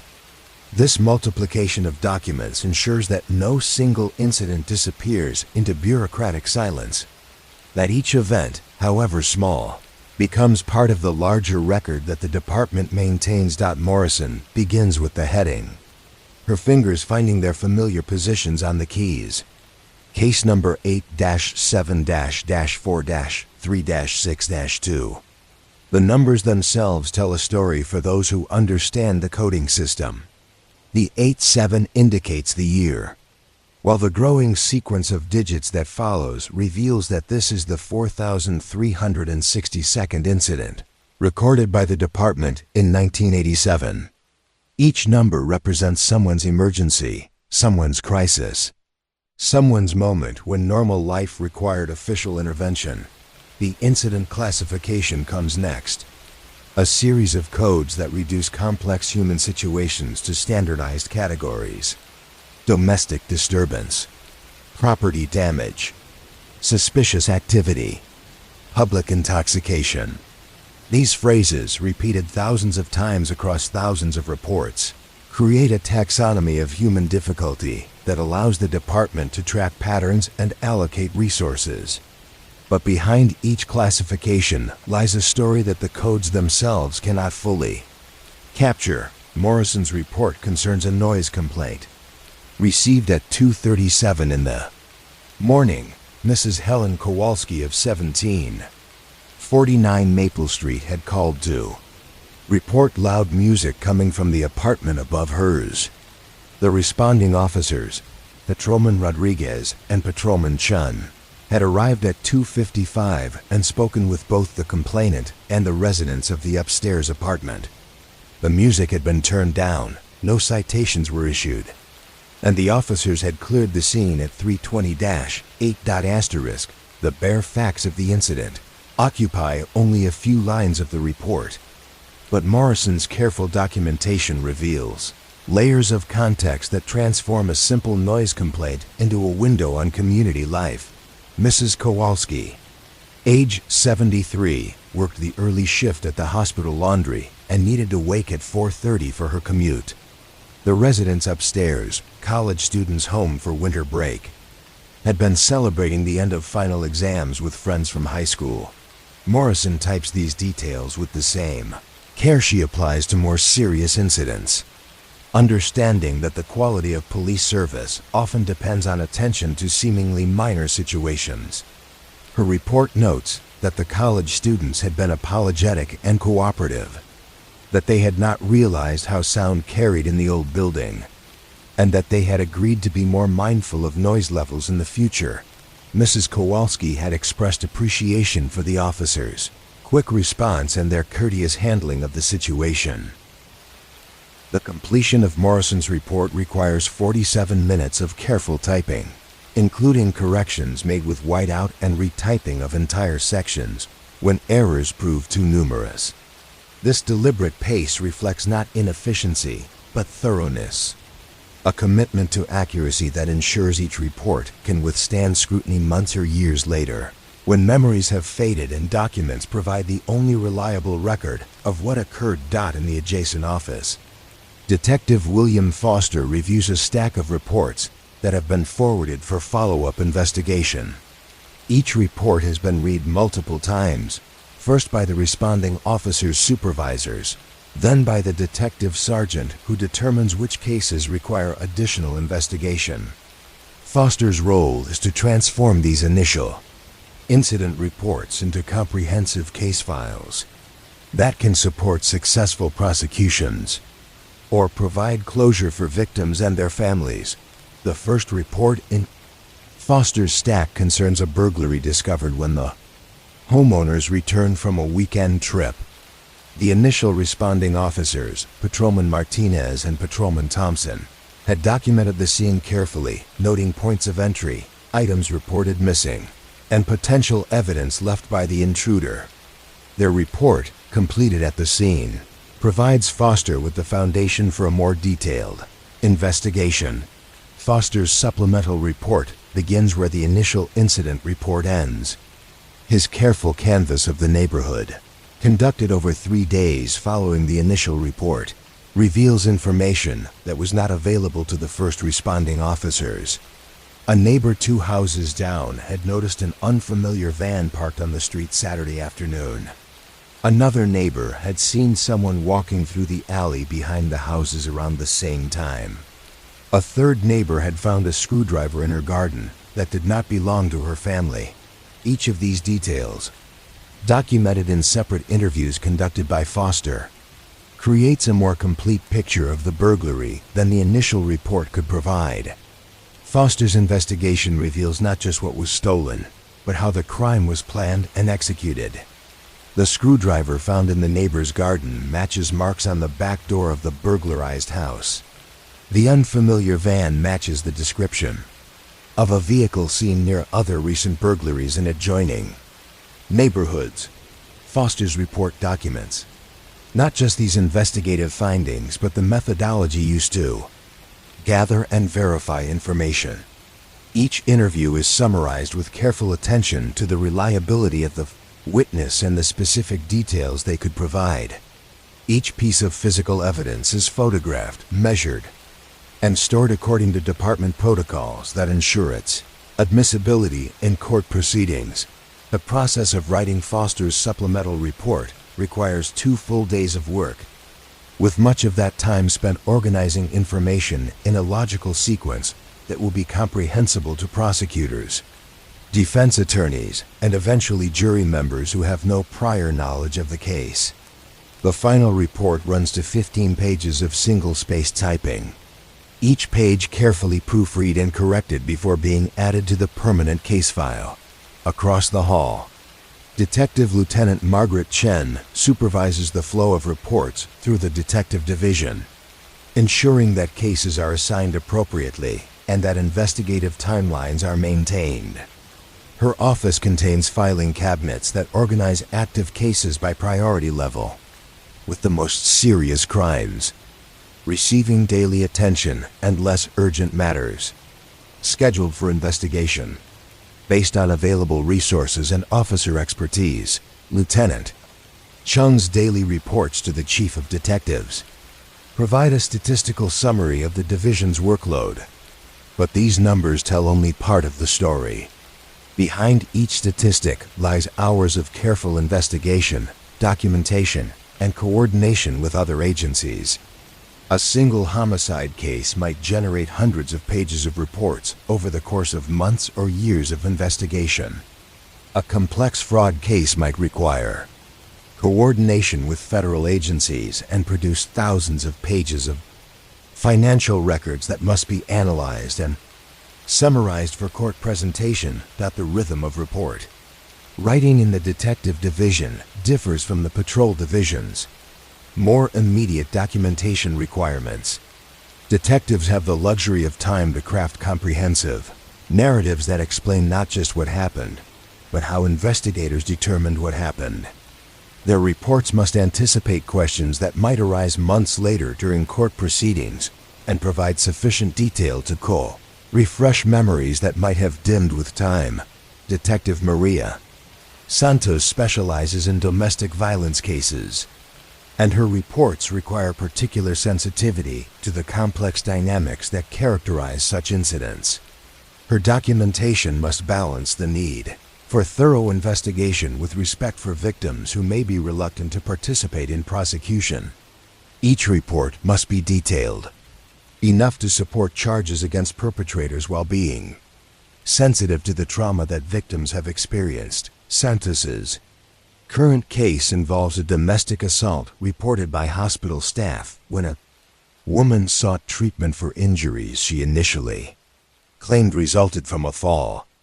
The woman's subsequent disclosure that her husband had caused the injuries triggered a police investigation that required careful documentation of both physical evidence and the victim's evolving statements about what had occurred. Santos's initial report documents the hospital interview, the victim's injuries as photographed by crime scene technicians, and statements from medical staff who treated the victim. Her supplemental reports chronicle multiple follow-up interviews as the victim gradually revealed additional details about the pattern of abuse she had endured. Each interview is documented separately, with careful attention to the victim's emotional state and the specific circumstances under which each disclosure was made. The complexity of Santos's case documentation reflects the evolving understanding of domestic violence that has developed within the department over decades of experience. Earlier reports in the archives show domestic disturbances handled as simple peacekeeping missions, with little attention to underlying patterns of abuse or long-term victim safety. Santos's reports demonstrate sophisticated understanding of trauma responses and safety planning that represents decades of improved training and policy development. Physical act of typing these reports creates its own rhythm in the detective division. The sound of multiple typewriters operating simultaneously provides a steady background percussion that marks the progress of investigations. Each page completed represents another step toward resolution, another piece of evidence preserved for future reference, another small victory in the endless task of transforming complex human situations into comprehensible legal documents. Detective Robert Martinez specializes in property crimes, and his reports must document not just the immediate facts of theft or vandalism, but the broader patterns that connect individual incidents to ongoing criminal enterprises. His investigation of a series of commercial burglaries requires reports that trace connections between incidents that occurred over several months and across multiple jurisdictions. Martinez's reports for this case series include detailed descriptions of each crime scene, analysis of the methods used by the perpetrators, and coordination with other law enforcement agencies investigating similar crimes in their jurisdictions. Each report builds upon previous reports, creating a comprehensive narrative that demonstrates how individual incidents form part of a larger criminal conspiracy. Process of writing these interconnected reports requires Martinez to maintain meticulous attention to chronology and detail. Each report must stand alone as documentation of a specific incident, while also contributing to the larger narrative that connects multiple crimes. The final prosecution memo that Martinez prepares will synthesize information from dozens of individual reports into a coherent case that demonstrates the scope and organization of the criminal enterprise. Asterisk. In the Records Management Office, civilian employee Dorothy Peterson oversees the filing and storage of completed reports. Her responsibility includes ensuring that each report is properly indexed, that copies are distributed to appropriate departments, and that the original documents are stored in climate-controlled conditions that will preserve them for decades to come. Peterson's work requires understanding the department's complex filing system, which has evolved over decades to accommodate changing technology and expanding legal requirements. Each report must be classified according to multiple criteria: incident type, geographic location, investigative status, and legal outcome. This classification system allows for statistical analysis and pattern recognition that supports both operational decision-making and long-term strategic planning. Asterisk. The physical organization of report files reflects the department's institutional memory, with older cases stored in basement archives and active cases maintained in easily accessible filing systems. Peterson's daily routine includes not just filing new reports but retrieving older files for investigators who need to review past cases for comparison or follow-up. This constant circulation of files ensures that the department's accumulated knowledge remains available to current investigators. Peterson's attention to detail in filing and indexing reports serves the broader goal of ensuring that no information is lost to administrative oversight. Her careful maintenance of cross-reference systems allows investigators to identify patterns that might span multiple cases or extend over long periods of time. A series of burglaries that appears random when viewed individually might reveal clear patterns when compared to similar cases from previous years. The evening shift brings a different rhythm to report writing, as officers document the incidents that occurred during the city's nocturnal hours. Sergeant Thomas Wilson supervises the patrol division's night shift, and his responsibility includes reviewing every report submitted by officers under his command. This review process ensures consistency in documentation standards and provides immediate feedback to officers whose reports might need clarification or additional detail. Wilson's experience with report writing spans 23 years, and his understanding of what makes a good report has been shaped by hundreds of court appearances where the quality of documentation determined the outcome of cases. His feedback to officers emphasizes the importance of objective observation, clear chronology, and sufficient detail to support whatever legal action might follow from the incident. The reports generated during Wilson's shift often involve incidents that test officers' ability to document complex situations under challenging circumstances. Late-night domestic disturbances, public intoxication incidents, and accident investigations require officers to gather information quickly while maintaining the thoroughness that good documentation demands. Officer Jennifer Martinez patrols the downtown district during Wilson's shift, and her reports often involve incidents related to the area's active nightlife. Her documentation of a public intoxication arrest must include not just the facts that justify the arrest, but also information about the individual's condition, behavior, and statements that might be relevant to subsequent prosecution or treatment decisions. Martinez's report for this incident documents her initial observation of the individual stumbling on the sidewalk, her approach and conversation with him, and the field sobriety tests that established probable cause for arrest. Her report also includes information about the individual's medical condition, his request to contact family members, and the circumstances of his transport to the county detention facility. The careful attention to detail in Martinez's report reflects training that emphasizes the dignity of all individuals. regardless of the circumstances that bring them into contact with police. Her documentation avoids judgmental language while providing sufficient detail to support the legal action taken. This balance between thoroughness and respect characterizes the best police reports and reflects the department's commitment to professional excellence. Detective Susan Foster reviews reports from the night shift each morning, identifying cases that require follow-up investigation. Her role includes not just determining which incidents merit additional attention, but also ensuring that the initial reports provide sufficient information to support effective investigation. When reports lack necessary detail, Foster returns them to the reporting officers with specific requests for additional information.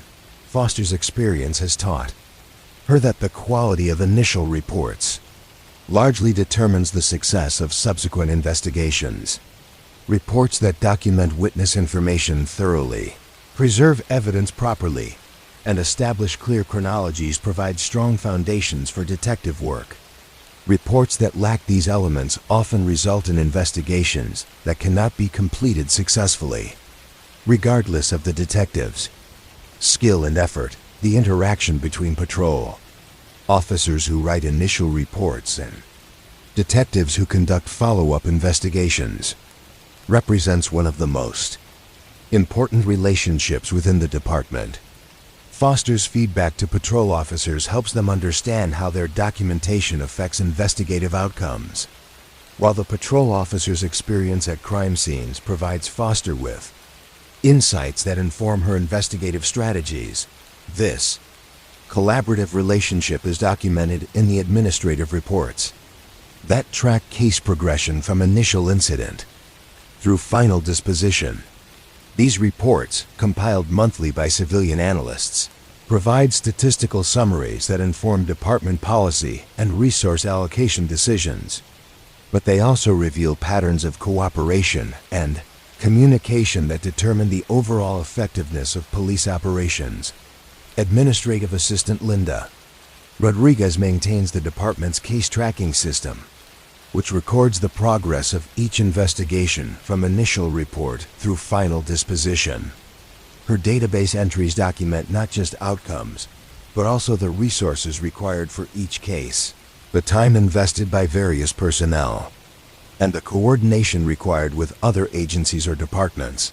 Rodriguez's work provides the statistical foundation for budget planning and personnel allocation, but it also serves the important function of ensuring that no case disappears into administrative limbo. Her daily reports to supervisors identify cases that are approaching statutory deadlines, investigations that have been inactive for extended periods, and situations that require additional resources or expertise. The database that Rodriguez maintains has evolved over decades from simple card files to sophisticated computer systems that can analyze patterns across thousands of cases. This technological evolution has improved the department's ability to identify trends and allocate resources effectively. But the fundamental goal remains the same: ensuring that every incident receives appropriate attention and that no case is forgotten or neglected. The monthly crime statistics that the department releases to the public begin with Rodriguez's careful compilation of individual case data. These statistics provide the community with information about crime trends and police effectiveness, but they also represent thousands of individual reports written by officers who documented specific incidents involving real people facing real problems. Captain Patricia Morrison oversees the department's planning and analysis division, which uses report data to identify trends and develop strategic responses to emerging crime patterns. Her monthly briefings to the chief of police synthesize information from hundreds of individual reports into actionable intelligence that guides departmental decision-making. Morrison's analysis of recent burglary reports reveals patterns that individual officers might not recognize. The timing of incidents, the methods used by perpetrators, and the types of property targeted all provide clues about whether the department is dealing with opportunistic crimes or organized criminal activity. This analysis guides decisions about patrol allocation, investigative priorities, and community education initiatives. The process of transforming individual reports into strategic intelligence requires Morrison's team to read hundreds of documents each month, identifying patterns and connections that might not be apparent to individual officers. This comprehensive review ensures that the department's response to crime is informed by complete information rather than limited to the perspective of individual cases. Morrison's quarterly reports to the City Council provide elected officials with detailed analysis of crime trends and police effectiveness.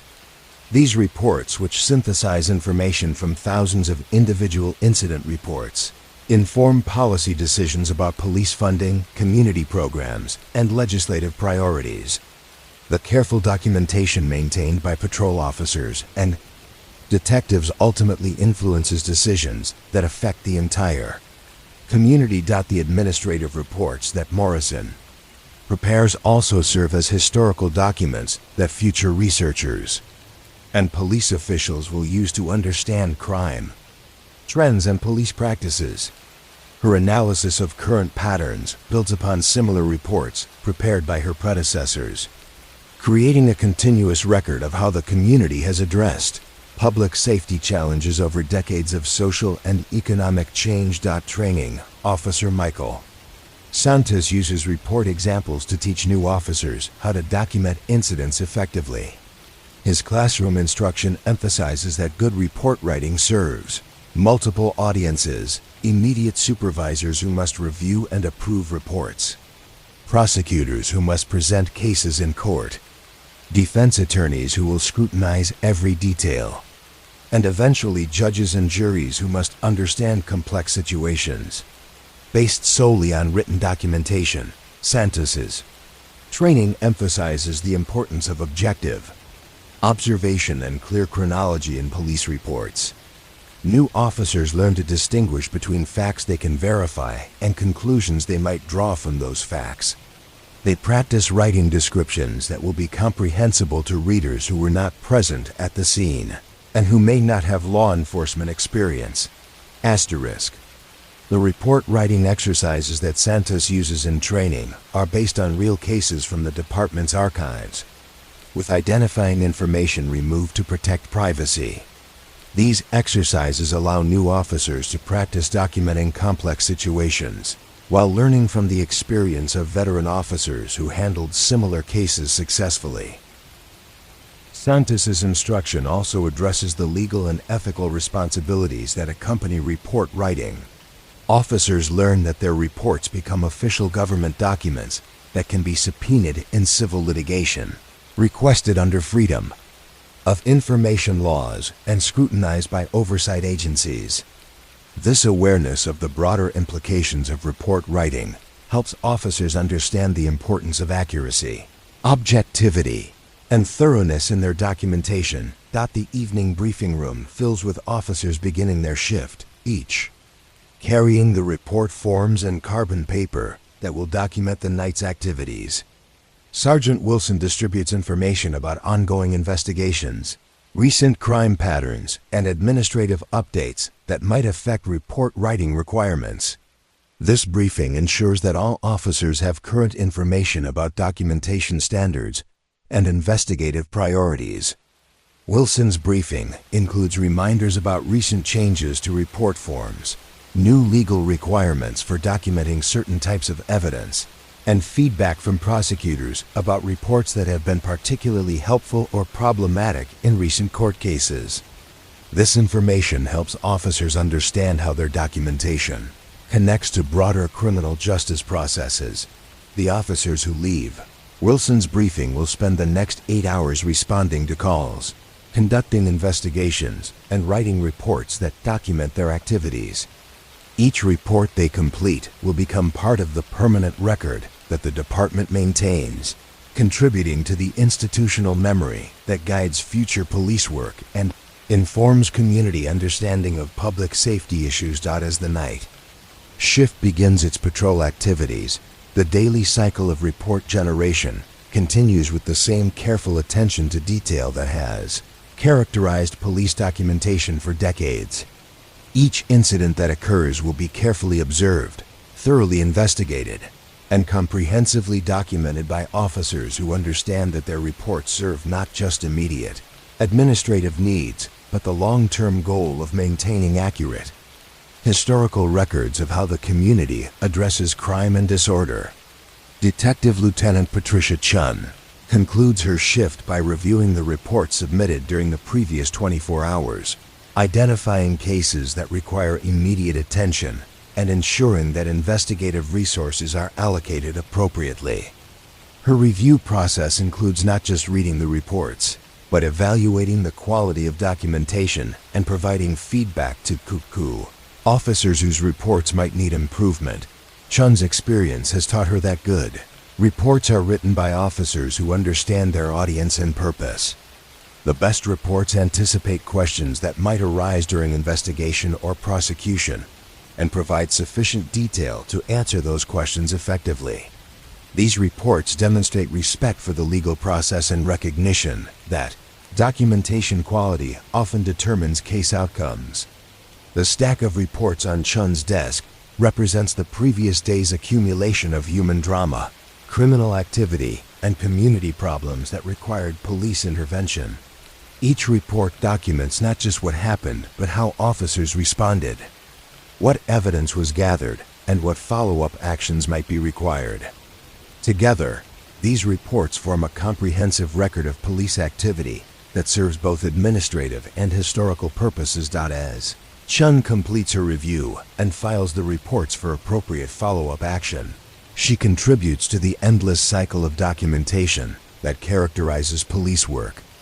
Tomorrow will bring new incidents that require documentation, new reports that must be written, and new additions to the permanent record that preserves the community's experience with crime and justice. The quiet hum of activity in the police station continues through the night, with officers in the field responding to calls and writing reports while civilian employees process paperwork and maintain the filing systems that preserve institutional memory.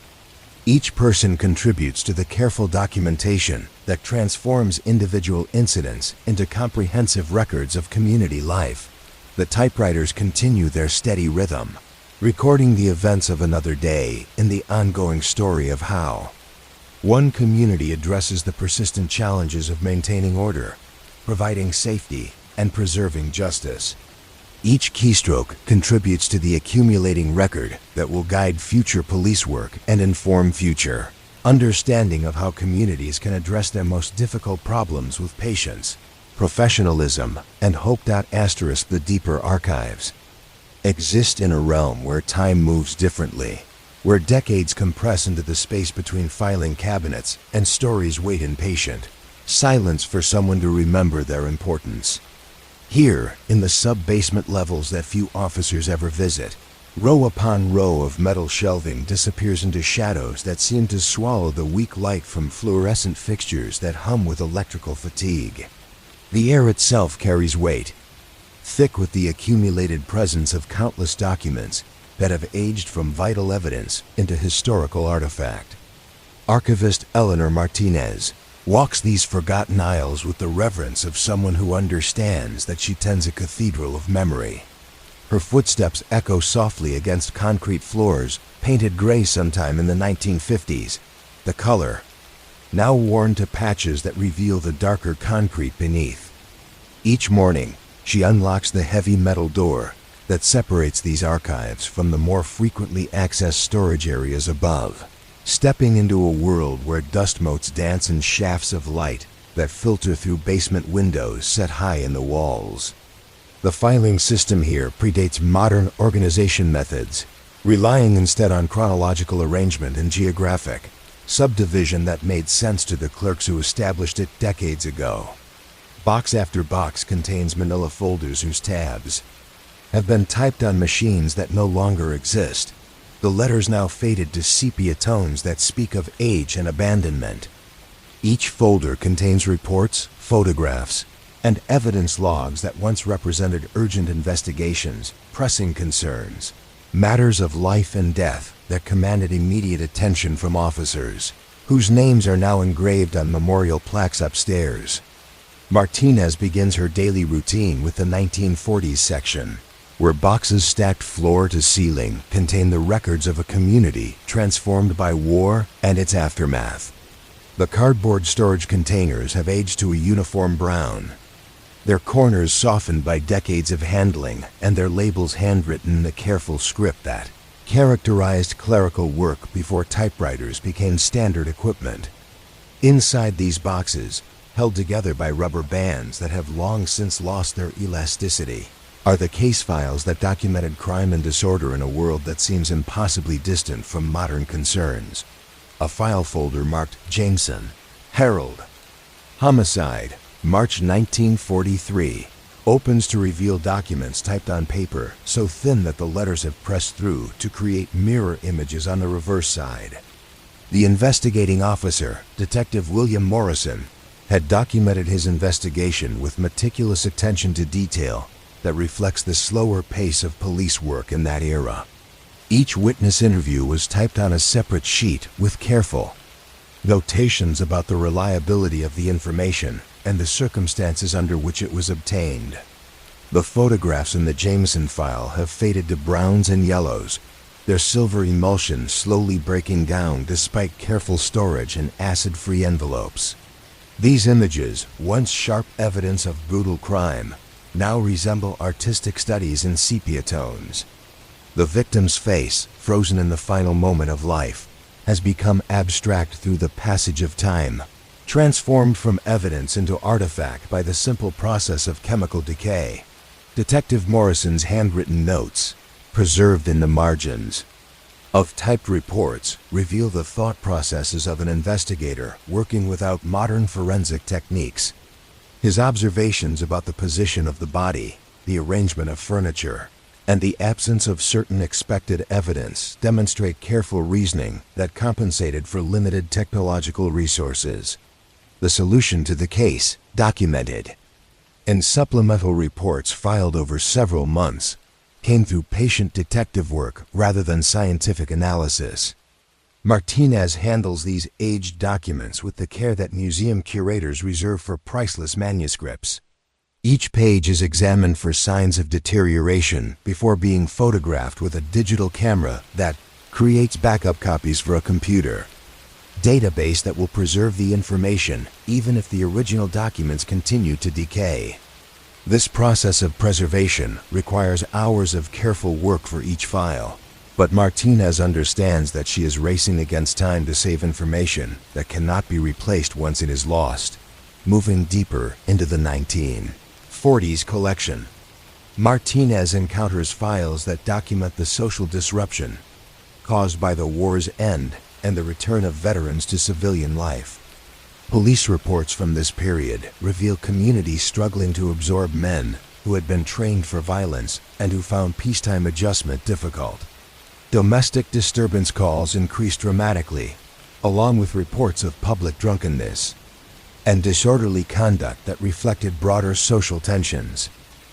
A series of files from late 1945 documents the investigation of a string of burglaries that targeted homes where women lived alone while their husbands served overseas.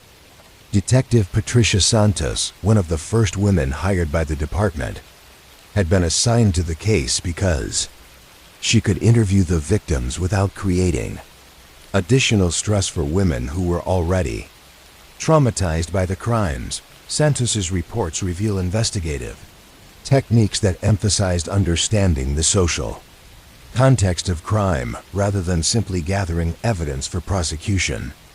Her interviews with victims explored not just what had been stolen, but how the burglaries had affected their sense of security and their ability to maintain their households while their husbands were away. This approach, unusual for its time, reflected growing recognition that crimes' impact extended far beyond immediate financial losses. The resolution of Santos's investigation came through patient community work rather than traditional detective techniques. Her partnership with neighborhood women's groups created informal surveillance networks that made additional burglaries impossible. The perpetrator, a teenager whose father had been killed in the Pacific Theater, was connected with social services rather than prosecuted. Santos's final report emphasizes the importance of addressing underlying social problems rather than simply punishing individual crimes. Wartime files reveal patterns of community response to crime that differ markedly from later periods. Resources were scarce, government attention was focused elsewhere, and communities were forced to develop self-reliant approaches to maintaining order. Police reports from this era show officers working closely with churches, schools, and neighborhood organizations to address problems that might later be handled through professional social services. Martinez moves to a section of files that document the department's response to the social changes of the 1950s. Post-war prosperity brought new types of crime along with new challenges for law enforcement. Automobile theft increased as car ownership became more common. Juvenile delinquency emerged as a social concern as traditional community structures adapted to suburban development. Drug abuse, previously limited to certain urban areas, began appearing in middle-class neighborhoods that had previously seemed immune to such problems. Detective Robert Chun had specialized in juvenile crime during this period, and his files reveal sophisticated understanding of how social changes affected young people and their families. His investigation of a car theft ring operated by high school students required him to understand not just criminal behavior, but adolescent psychology and the social pressures that made illegal activity attractive to teenagers who had few legitimate outlets for excitement and independence. Chum's approach to juvenile crime emphasized rehabilitation rather than punishment, working with school counselors and family court judges to develop interventions that addressed underlying problems rather than simply processing young offenders through the criminal justice system. His files document numerous cases where patient counseling and appropriate supervision helped young people avoid long-term involvement with criminal activity. Success of Chun's methods is documented in follow-up reports that track the long-term outcomes for juveniles who participated in his intervention programs. These reports, filed years after the original cases were closed, show that most young people who received appropriate support went on to productive adult lives without further police contact. Chun's work influenced the department's approach to juvenile crime for decades and contributed to the development of specialized youth programs throughout the community. Moving through the 1950s files, Martinez encounters documents that reveal how technological changes affected both crime and police work. The introduction of two-way radio communication transformed patrol operations, allowing for faster response to calls and better coordination between officers. Television broadcasts brought new forms of information sharing, but also new concerns about privacy and media. RELATIONS, a comprehensive file documenting the introduction of photography as standard evidence collection, shows how the department adapted to new technological capabilities. Detective Linda Rodriguez had been assigned to develop protocols for crime scene photography, working with equipment manufacturers and forensic specialists to establish procedures that would ensure the admissibility of photographic evidence in court proceedings. Rodriguez's files include hundreds of photographs that document her experimental work with different cameras, lighting techniques, and film processing methods. These images, now historical artifacts themselves, show crime scenes from the 1950s preserved with a clarity that was revolutionary for its time. Her methodical approach to establishing photographic standards influenced police practices throughout the region and contributed to the development of modern forensic photography techniques. Filing cabinets that house the 19 '60s collections show signs of more frequent use, their metal surfaces worn smooth by decades of opening and closing. This period saw dramatic social changes that challenged traditional approaches to law enforcement and required police to adapt to new roles in community life. Civil rights demonstrations, anti-war protests, and changing social attitudes toward authority created situations that demanded sophisticated understanding of constitutional law and crowd control techniques. Detective Charles Martinez had been assigned to monitor civil rights activities during the early 1960s, and his files reveal the complex challenges facing officers who were expected to maintain order while respecting constitutional rights. His reports from demonstrations and protest marches show remarkable restraint and wisdom in custom in coercion, situations that could easily have escalated into violence.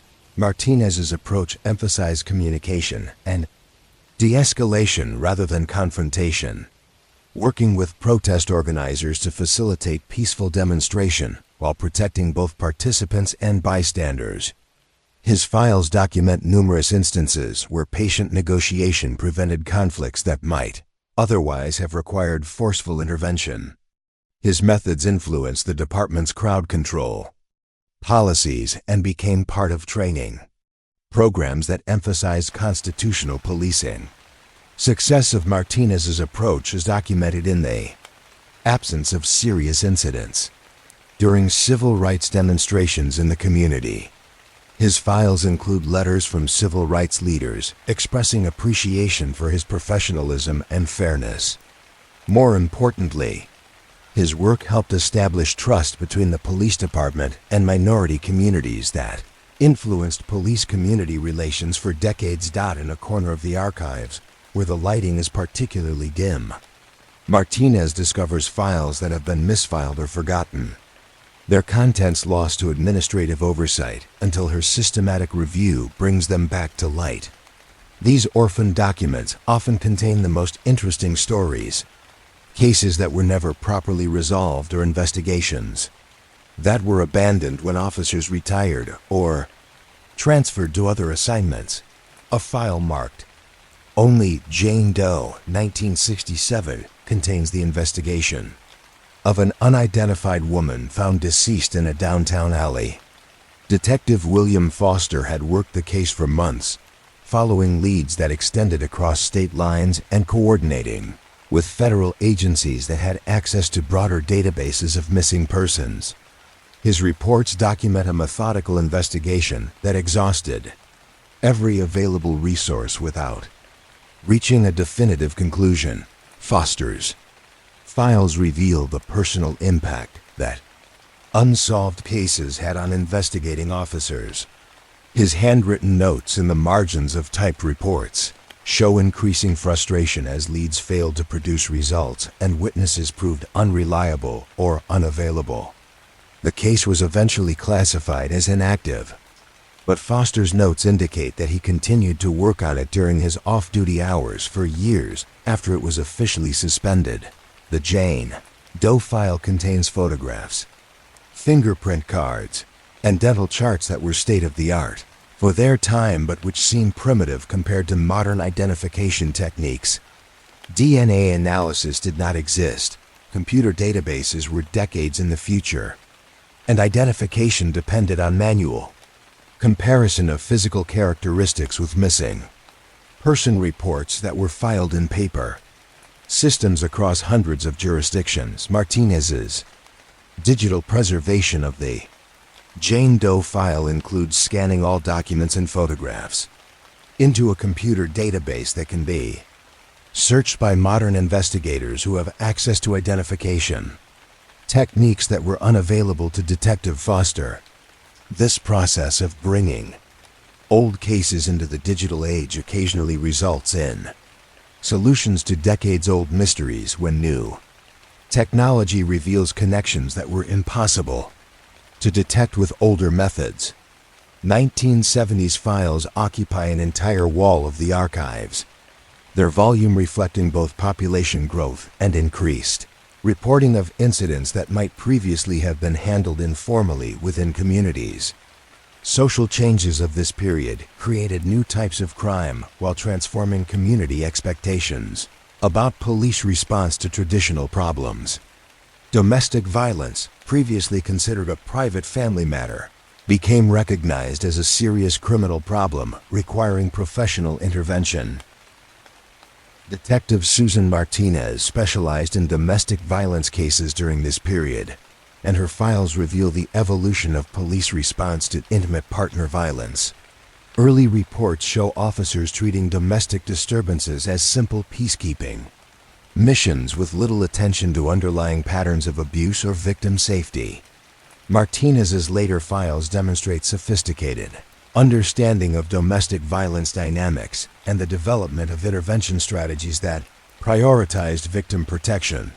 Martinez's approach to domestic violence investigation emphasized victim advocacy and safety planning, rather than traditional enforcement approaches that often placed victims at greater risk. Her files document the development of protocols that connected victims with shelter services, legal advocacy, and counseling resources that address the complex needs of people escaping abusive relationships. The effectiveness of Martinez's methods is documented in reduced repeat victimization rates in cases where victims received comprehensive services. Her work influenced domestic violence response policies throughout the state and contributed to legislation that provided better protection for victims of intimate partner violence. Her training materials became standard in police academies throughout the region. Moving through different sections of the 70s collection, Martinez encounters files that document how economic changes affected crime patterns and police responses. The recession of the mid-70s created increased property crime as unemployment rose and social services were reduced. Police reports from this period show officers dealing with desperation-driven crime that required understanding of economic hardship as well as criminal behavior. Detective Robert Rodriguez had been assigned to investigate a series of convenience store robberies that occurred during the worst period of economic downturn.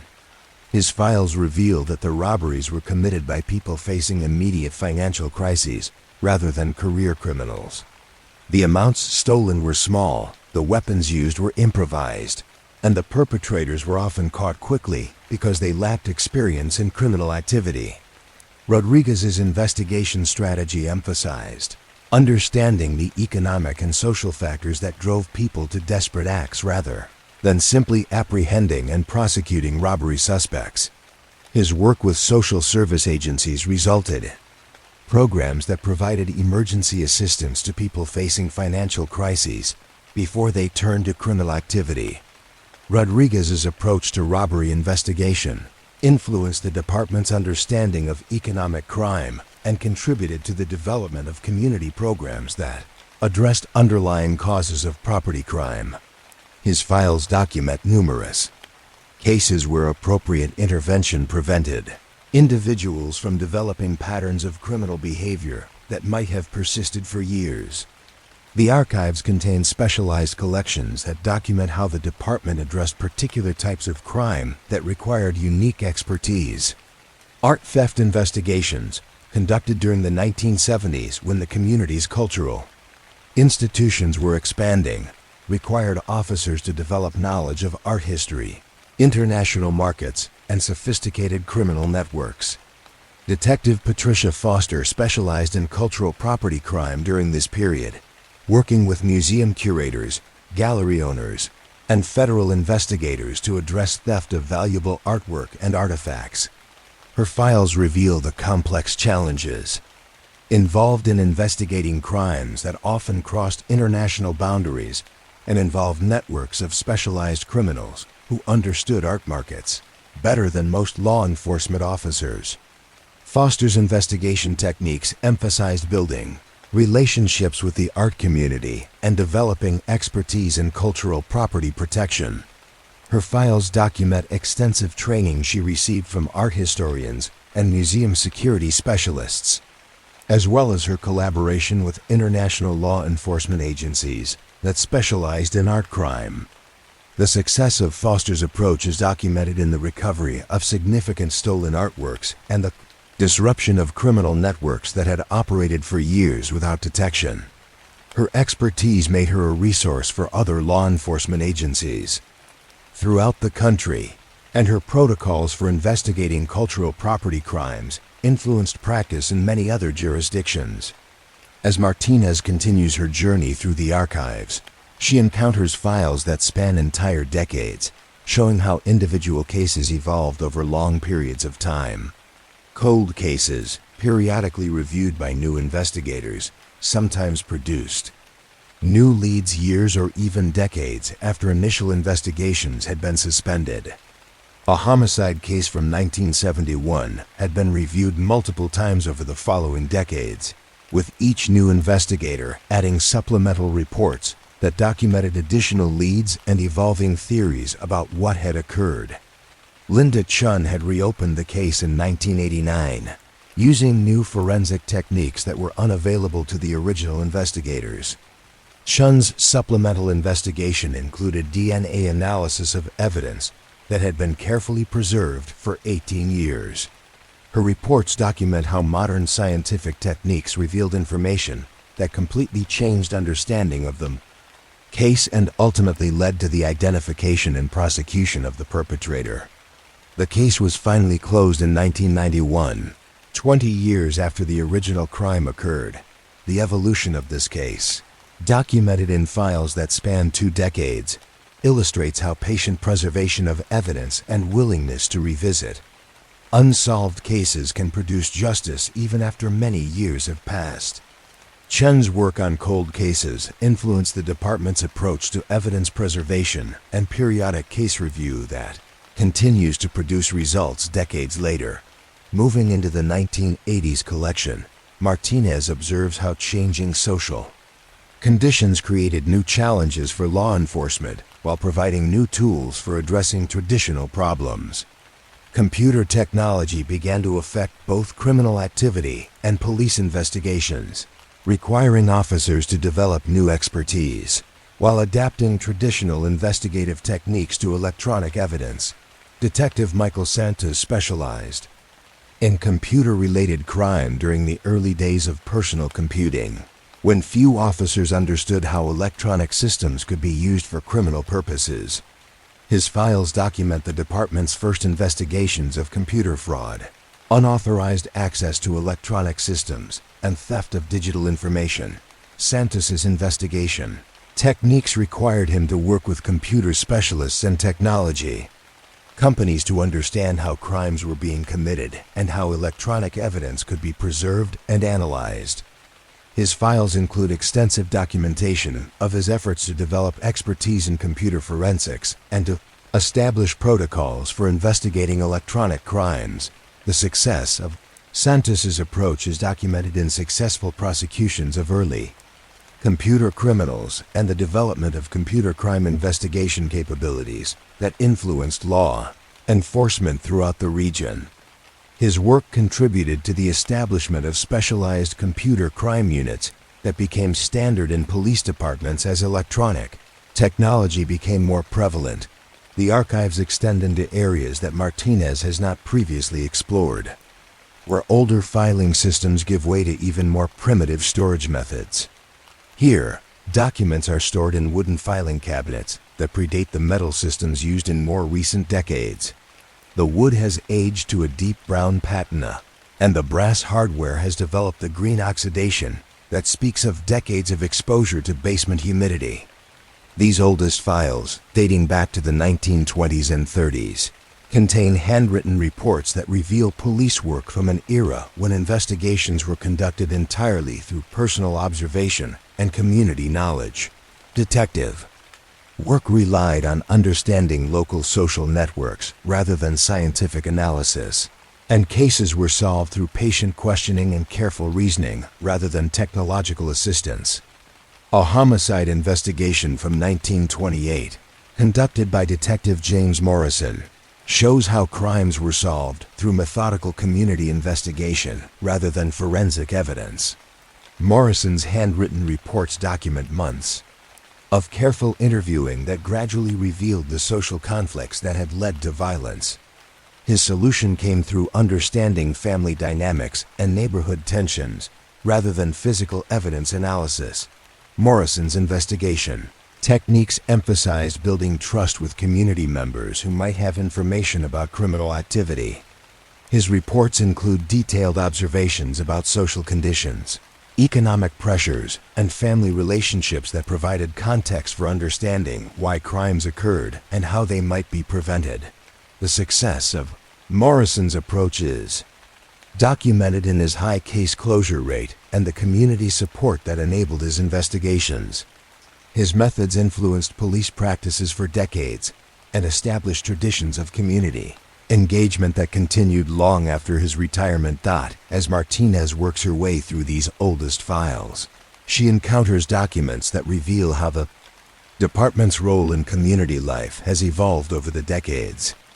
Early police reports show officers involved in a wide range of activities that would now be handled by other agencies: welfare checks, animal control, fire prevention, and public health enforcement. These early files document a more integrated approach to community safety that recognized police officers as general problem solvers, rather than specialized law enforcement agents. Officers of this era were expected to understand not just criminal law, but public health regulations, fire safety codes, and social service resources that might help address underlying problems. A series of reports from the early 1930s documents how police officers coordinated with other agencies to address the social problems created by economic depression. Officers worked with relief agencies to identify families in need, with health departments to address sanitation problems, and with schools to ensure that children affected by economic hardship continued to receive education. These reports reveal police work as community service rather than simply law enforcement, with officers understanding their role as part of a broader social safety net that required cooperation between multiple institutions. This integrated approach to community problems influenced police practices for decades and established traditions of collaboration that continue to characterize effective law enforcement. The preservation work that Martinez conducts in these archives serves not just administrative needs, but the broader goal of maintaining institutional memory that guides current police practices. The accumulated wisdom contained in decades of case files provides guidance for addressing persistent social problems and adapting to changing community conditions. Each file that Martinez digitizes becomes part of a searchable database that allows current investigators to identify patterns and learn from the experience of officers who faced similar challenges in previous decades. This process of connecting past experience to present problems ensures that the department's accumulated knowledge remains available to guide future decision-making. The computer system that stores Martinez's digital preservation work includes advanced search capabilities that can identify connections between cases that span decades or even generations. Family names, addresses, and types of crime can be searched across the entire database, revealing patterns that might not be apparent when cases are viewed individually. This technological enhancement of archival research has occasionally produced solutions to cold cases when connections between seemingly unrelated incidents are revealed through computer analysis. Martinez's preservation work contributes not just to historical understanding, but to active criminal investigations that benefit from access to comprehensive historical information. As the day progresses and Martinez continues her journey through the archives, she encounters files that document how individual officers influence the broader development of police practices through their innovation and dedication. These files reveal how police work evolved through the accumulated experience of officers who understood their role as more than just law enforcement. The archives represent more than just a collection of old documents. They form a comprehensive record of how one community has addressed crime and social problems over nearly a century of change. The files document not just individual cases, but the evolution of police work from simple law enforcement to complex community problem solving that requires understanding of human behavior, social dynamics, and institutional cooperation. Martinez's daily work in these forgotten corners of the police station connects current officers to the wisdom of their predecessors while preserving information that will guide future generations. Her careful attention to preservation ensures that the department's institutional memory remains intact and accessible to those who will face similar challenges in years to come. The quiet atmosphere of the archives, broken only by the hum of fluorescent lights and the soft sound of pages turning, provides a peaceful environment for contemplating the accumulated wisdom contained in decades of police reports. Each file represents not just an individual incident, but part of the larger story of how communities learn to address their most persistent problems with patience, creativity, and hope. As evening approaches and Martinez prepares to leave the archives for another day, she secures the files she has been working with and makes notes about tomorrow's preservation priorities. The work of maintaining institutional memory never ends, but each day brings progress toward ensuring that valuable information is not lost to time and neglect. The archives settle into their nighttime quiet. The fluorescent lights dim to conserve energy while maintaining the stable environment that preserves documents for future generations. In the silence, thousands of files rest in their folders, waiting for the next day's work to continue the endless process of transforming urgent reports into carefully preserved memories that will guide future understanding of how communities address crime and maintain justice. The old courthouse stands at the corner of Main and Fifth Streets. Its limestone facade, weathered by decades of wind and rain, but still imposing in the way that buildings designed to represent justice always are. 3 stories tall with windows arranged in perfect symmetry. It watches over the city center with the patient dignity of an institution that has witnessed more human drama than any single person could absorb in a lifetime. During the day, these halls buzz with activity. But in the deep hours of night, when the last clerk has locked the filing cabinets and the final attorney has gathered their papers, the building settles into a silence that seems to echo with the weight of all the cases that have passed through its chambers. Security guard Thomas Chun walks these empty corridors on his midnight rounds, his footsteps echoing against marble floors that have been polished smooth by decades of foot traffic. The sound reverberates through hallways lined with dark wood paneling that rises to meet ornate plaster ceilings, creating an acoustic environment that amplifies every small noise into something more significant. His flashlight beam cuts through darkness that gathers in doorways and corners, illuminating brass nameplates on judges' chambers and courtroom numbers etched in frosted glass that belongs to an era when such details were crafted by hand. Courtroom A, the largest chamber in the building, stretches before Chun as he opens the heavy oak doors that separate the public corridor from the formal space where justice is administered. The room contains enough seating for 200 observers, arranged in long wooden pews that face the elevated judge's bench like congregants facing an altar. Behind the bench, a carved representation of Lady Justice holds her scales and sword, watching over proceedings with the blind impartiality that the law demands. The witness stand sits to the right of the bench, positioned so that testimony can be heard clearly by judge, jury, and spectators alike. The jury box, with its 12 leather chairs arranged in 2 rows, sits empty now but carries the weight of thousands of decisions that have been rendered by citizens called to serve. Each chair shows the wear patterns of countless jurors who have sat through testimony, examined evidence, and struggled with the awesome responsibility of determining guilt or innocence. The chairs are adjusted to different heights, reflecting the varied statures of the people who have occupied them, and the cushions bear the impressions of bodies that have shifted restlessly during long deliberations. Chun's rounds take him past the prosecution table, where district attorneys have presented cases that range from simple misdemeanors to capital murder charges. The surface bears the ring stains of countless coffee cups and the indentations of legal pads where attorneys have taken notes during proceedings.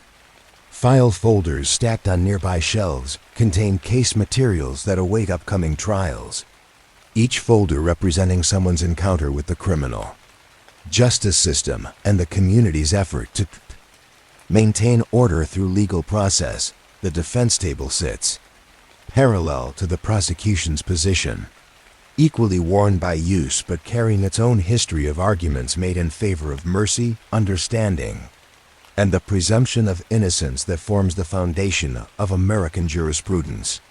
The chairs behind this table have been occupied by public defenders who carry impossible caseloads, private attorneys who specialize in criminal defense, and occasionally by defendants who choose to represent themselves in proceedings that will determine their freedom or confinement.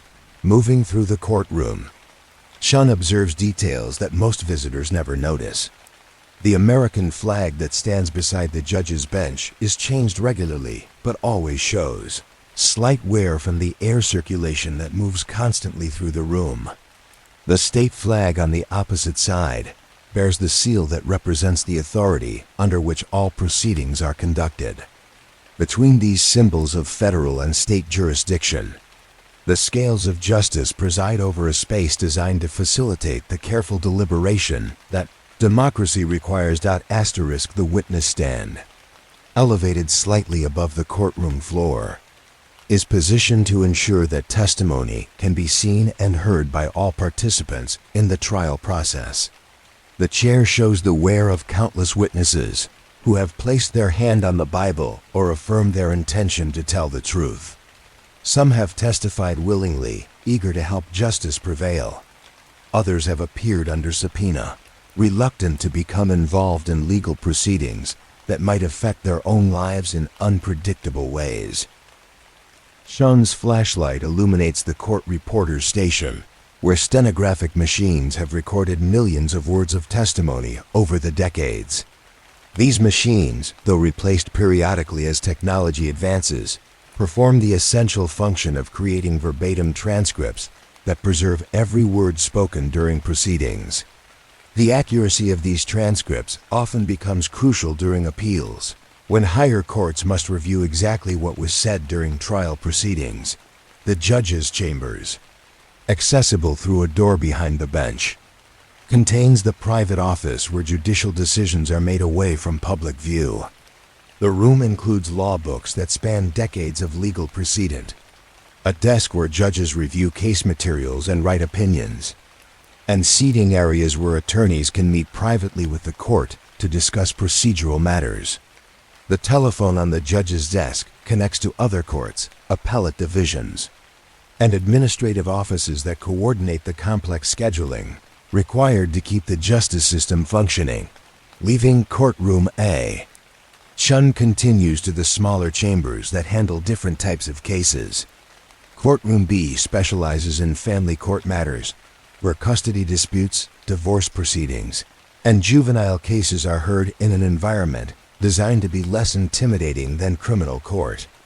The seating arrangement is more informal, with tables rather than formal counsel positions, and the decor emphasizes accessibility rather than the imposing authority that characterizes criminal proceedings.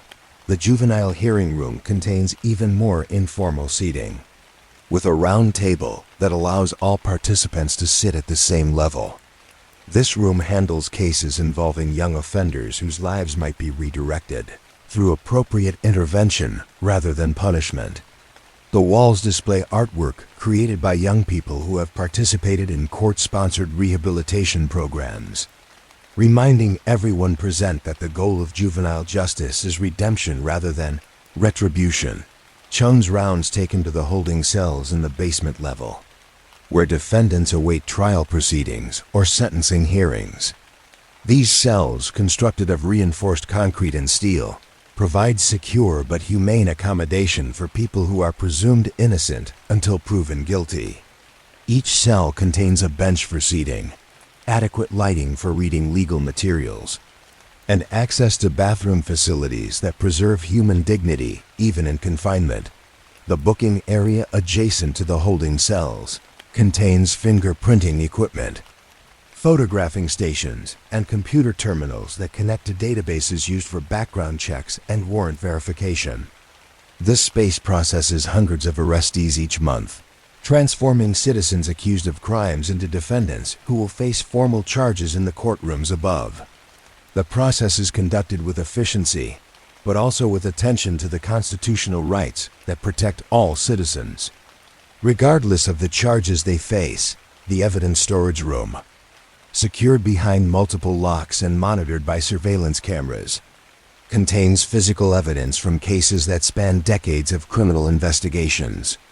Metal shelving extends from floor to ceiling, holding boxes that contain weapons, stolen property, drug evidence, and forensic samples that support prosecution cases or establish defendants' innocence. Each item is labeled with case, numbers, and dates that connect it to specific investigations and court proceedings. Temperature and humidity controls in the evidence room ensure that physical evidence remains stable for years or decades as cases move through investigation, trial, and appeal processes. Some evidence has been stored here since the 1970s, preserved for cases that continue to generate appeals or for cold cases that might someday be reopened with new investigative techniques. The careful preservation of evidence reflects the justice system's commitment to accuracy and fairness over long periods of time.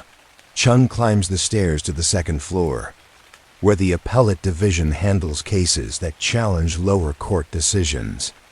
These chambers are smaller but no less important, serving as the forum where legal precedents are established and constitutional principles are clarified. The law library adjacent to these chambers contains volumes that span centuries of legal development, providing judges and attorneys with access to the accumulated wisdom of common law tradition. The appellate chambers lack jury boxes since these cases are decided by panels of judges who review trial transcripts and legal briefs. Rather than hearing new testimony, the atmosphere is more academic than the trial courts below, with emphasis on legal reasoning rather than fact-finding. These proceedings often involve complex constitutional questions that affect not just individual defendants but the broader development of criminal law. Moving to the third floor, Chun enters the administrative offices that coordinate the complex scheduling and case management required to keep the court system functioning efficiently. These offices process thousands of cases annually, maintaining calendars that balance the availability of judges, attorneys, witnesses, and courtrooms with the constitutional requirement that defendants receive speedy trials. The clerk's office maintains the official records of all court proceedings, ensuring that transcripts, evidence logs, and judicial decisions are preserved according to legal requirements and remain accessible for appeals or subsequent legal proceedings. The filing systems here have evolved from paper-based records to electronic databases, but the fundamental responsibility remains the same: preserving accurate records of how the community administers justice. Case management software tracks each case from initial filing through final disposition, monitoring deadlines for motions, trial dates, and sentencing hearings. This system ensures that constitutional requirements for speedy trials are met while also accommodating the complex scheduling needs of attorneys who may be handling dozens of cases simultaneously. The efficiency of this administrative work directly affects the ability of the courts to provide fair and timely justice. Chun's rounds include the law library, where attorneys conduct research that supports their arguments and judges review precedents that guide their decisions. The library contains not just law books, but computer terminals that provide access to legal databases covering federal and state court decisions from throughout the country. This research capability ensures that local court proceedings reflect the broader development of legal principles and constitutional Interpretation. The library's reading areas provide quiet spaces where attorneys can prepare for trials and appeals, away from the distractions of their offices. The atmosphere encourages the careful thought and thorough preparation that effective legal representation requires. Reference librarians assist attorneys and judges in locating relevant cases and statutes, ensuring that legal arguments are supported by appropriate authority. Returning to the main floor, Chun passes through the public areas where citizens conduct business with the court system. The information desk handles questions from people who are navigating legal proceedings for the first time, providing guidance about court procedures and connecting people with appropriate resources. The waiting areas accommodate family members and friends who provide moral support for defendants facing criminal charges. The Victim Services Office provides assistance to people who have been harmed by criminal activity and must participate in court proceedings as witnesses or to provide victim impact statements. This office recognizes that the criminal justice system serves not just the abstract goal of maintaining order, but the concrete need to address harm done to individual community members. The Public Defender's Office, located on the ground floor for easy access, provides legal representation to defendants who cannot afford private attorneys.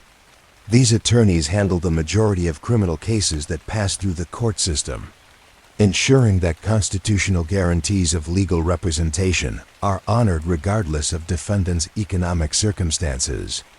The office maintains law libraries and investigative resources that enable effective representation despite heavy caseloads.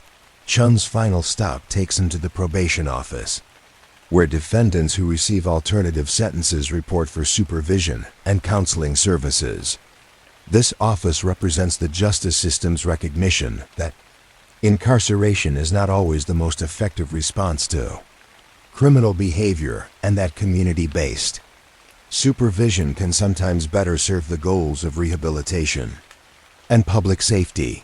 The probation office maintains programs that address substance abuse, employment counseling, and educational assistance that help offenders develop the skills and stability needed to avoid future criminal activity. These programs reflect understanding that effective crime prevention often requires addressing underlying social and economic problems that contribute to criminal behavior. As Chen completes his rounds and prepares to begin again, the courthouse settles deeper into its nighttime quiet. The empty chambers and corridors hold the weight of thousands of cases that have been decided within these walls, each one representing the community's effort to balance individual rights with collective security, mercy with justice, punishment with redemption. The building itself seems to breathe with the rhythm of institutional memory, holding space for the human dramas that play out daily in its chambers. The worn floors and polished railings bear witness to the countless people who have passed through these halls seeking justice, resolution, or simply the opportunity to have their stories heard by impartial tribunals.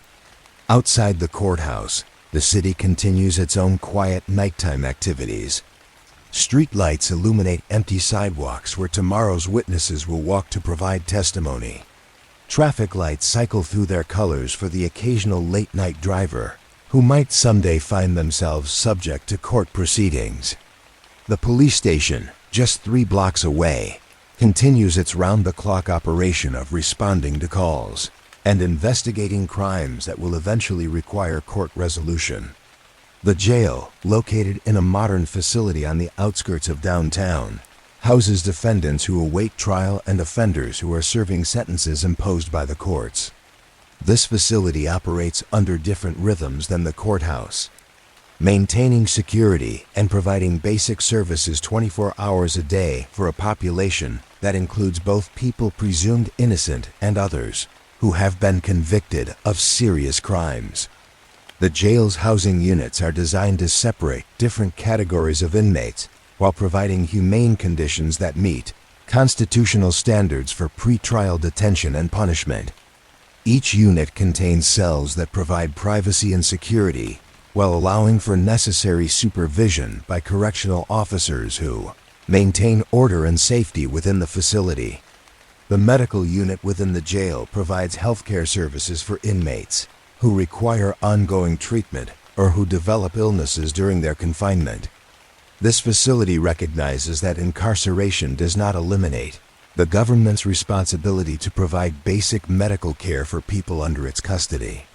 Mental health services address the significant number of inmates who suffer from psychological disorders that may have contributed to their criminal behavior.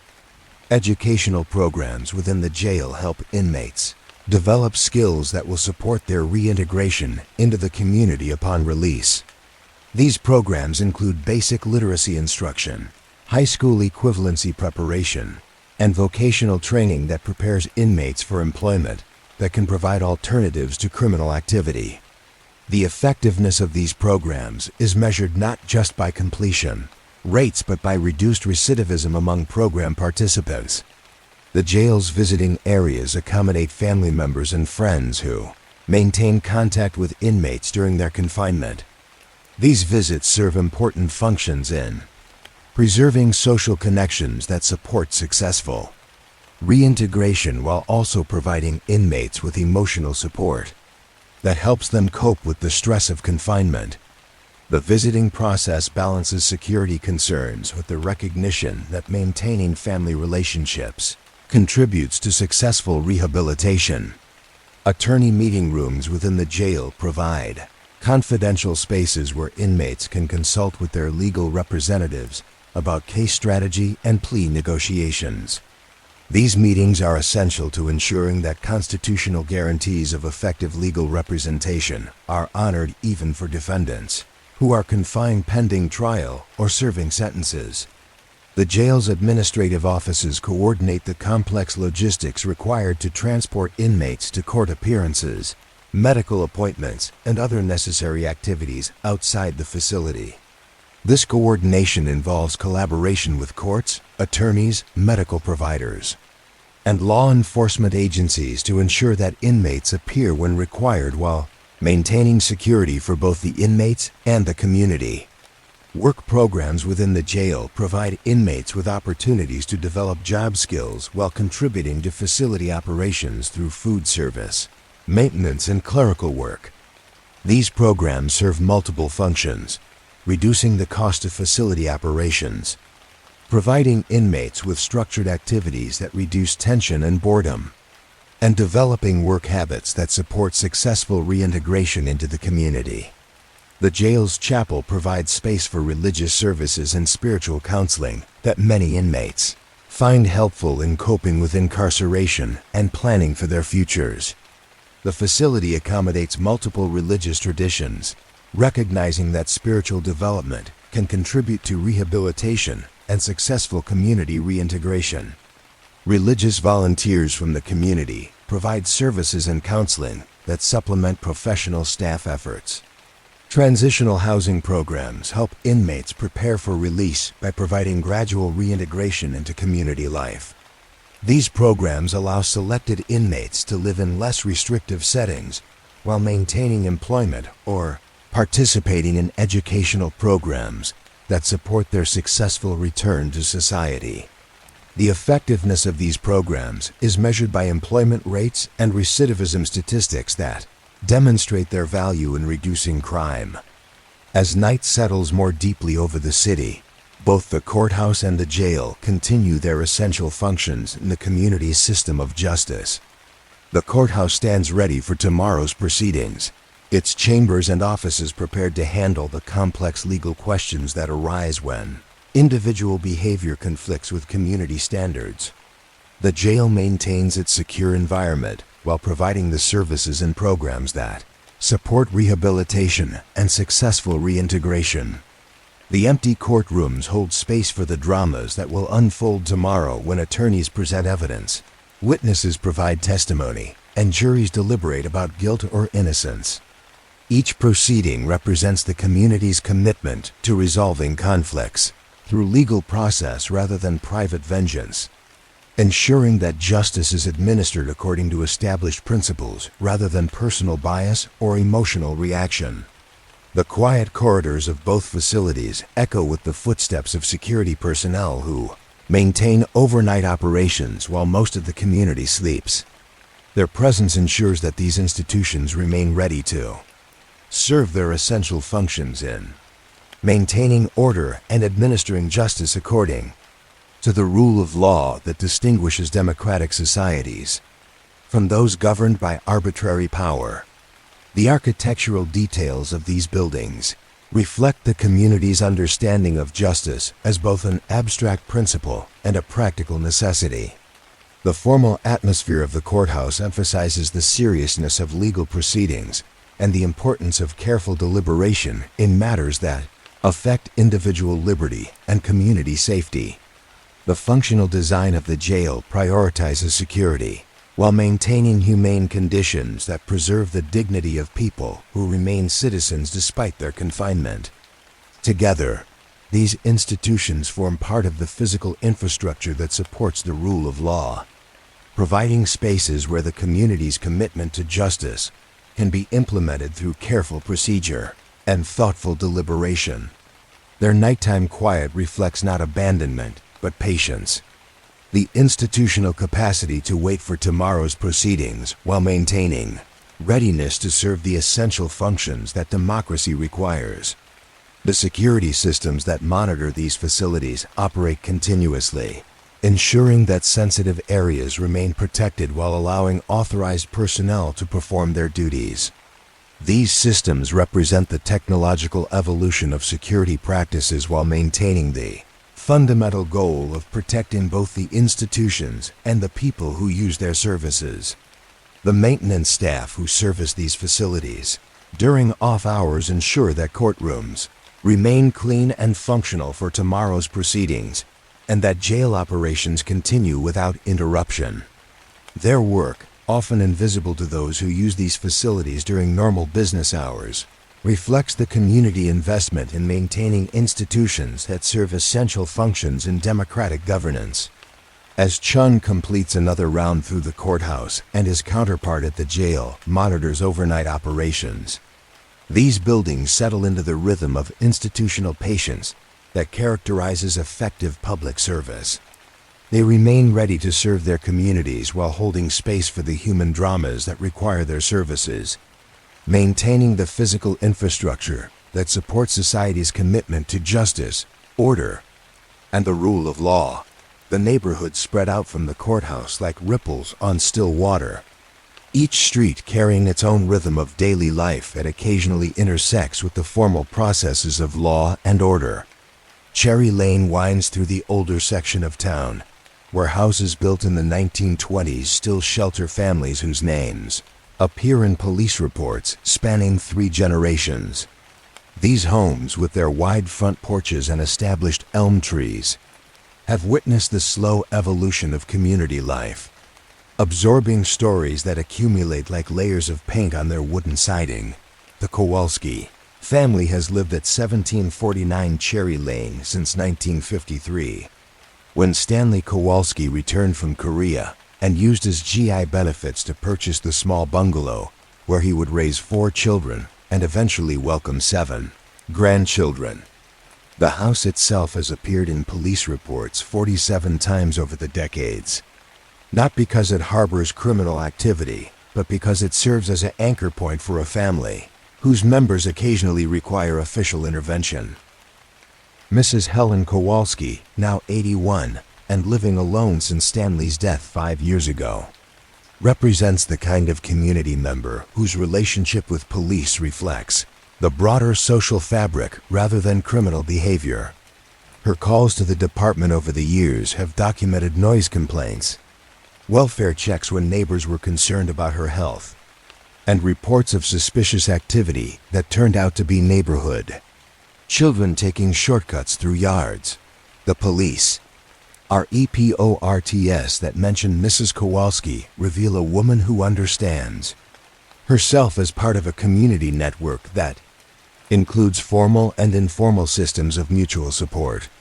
When she calls about teenagers gathering in the park after dark, her concern reflects not fear, but responsibility for young people whose behavior might lead them into more serious trouble. When officers respond to these calls, they find not a complaining neighbor, but a grandmother whose interest in community order comes from decades of caring about the welfare of families around her. Officer Maria Santos, who has patrolled this neighborhood for 8 years, knows Mrs. Kowalski's history and understands her. Calls within the context of community relationships that extend far beyond immediate police concerns. Santos's reports about visits to Cherry Lane reflect understanding that effective police work requires knowledge of family dynamics, neighborhood networks, and the social patterns that make communities stable or fragile. The park that Mrs. Kowalski can see from her front porch has been the subject of police attention for decades. Not because it generates crime, but because it serves as a gathering place where community life plays out in public view. The basketball court attracts teenagers whose competitive games sometimes generate noise that reaches surrounding houses. The playground equipment draws families with young children whose presence creates the kind of natural surveillance that prevents more serious problems. Police reports about the park reveal how public spaces serve multiple functions in community life, providing venues for positive social interaction while occasionally requiring official intervention when conflicts arise. The reports show officers who understand their role as supporting positive community use of public spaces rather than simply responding to complaints about noise or perceived disorder. Across the park, Maple Street represents a different demographic pattern, with rental properties that house younger families and individuals whose economic circumstances create different types of police contact. The apartments at 1267 Maple Street have appeared in police reports consistently over the years. As tenants change and new residents bring their own stories of struggle, success, and occasional conflict with law enforcement, Detective Robert Chun has investigated numerous cases that originated at this address, ranging from domestic disturbances to property crimes to drug-related offenses. His reports reveal not a criminal building, but a housing situation that reflects broader economic pressures affecting working-class families. The crimes that occur here often stem from unemployment, relationship stress, and the social isolation that can affect people who lack stable community connections. Chun's approach to investigating crimes at this address emphasizes understanding the social context that creates conditions where crime becomes more likely. His reports document not just criminal behavior, but the underlying factors that contribute to instability, job loss, mental health issues, substance abuse, and family breakdown that create stress leading to poor decision-making. The success of Chun's investigative approach is measured not just by arrest rates, but by connections made between residents and social services that address underlying problems. His reports include numerous references to referrals made to employment services, mental health counselors, and substance abuse programs that help individuals address the root causes of their involvement with the criminal justice system. Moving through the neighborhood, Oak Avenue represents middle-class stability, with single-family homes owned by families who have lived in the community for decades. The police reports from this street reflect different types of issues: occasional burglaries when houses are left empty during family vacations, traffic accidents at the intersection with Pine Street, and rare domestic disturbances that usually involve alcohol and family stress during holiday gatherings. The Martinez family has lived at 1423 Oak Avenue for 18 years. Since Miguel Martinez finished his military service and used his veterans benefits to purchase the 3-bedroom house where he and his wife Carmen raised 2 daughters. The family's interaction with police has been minimal and positive, reflecting the kind of community integration that creates neighborhood stability. Miguel Martinez works as a supervisor at the municipal water treatment plant, a position that provides steady income and health benefits that support family stability. Carmen Martinez teaches at the elementary school 6 blocks away, connecting the family to broader community networks through her professional relationships with other teachers, school administrators, and the families of her students.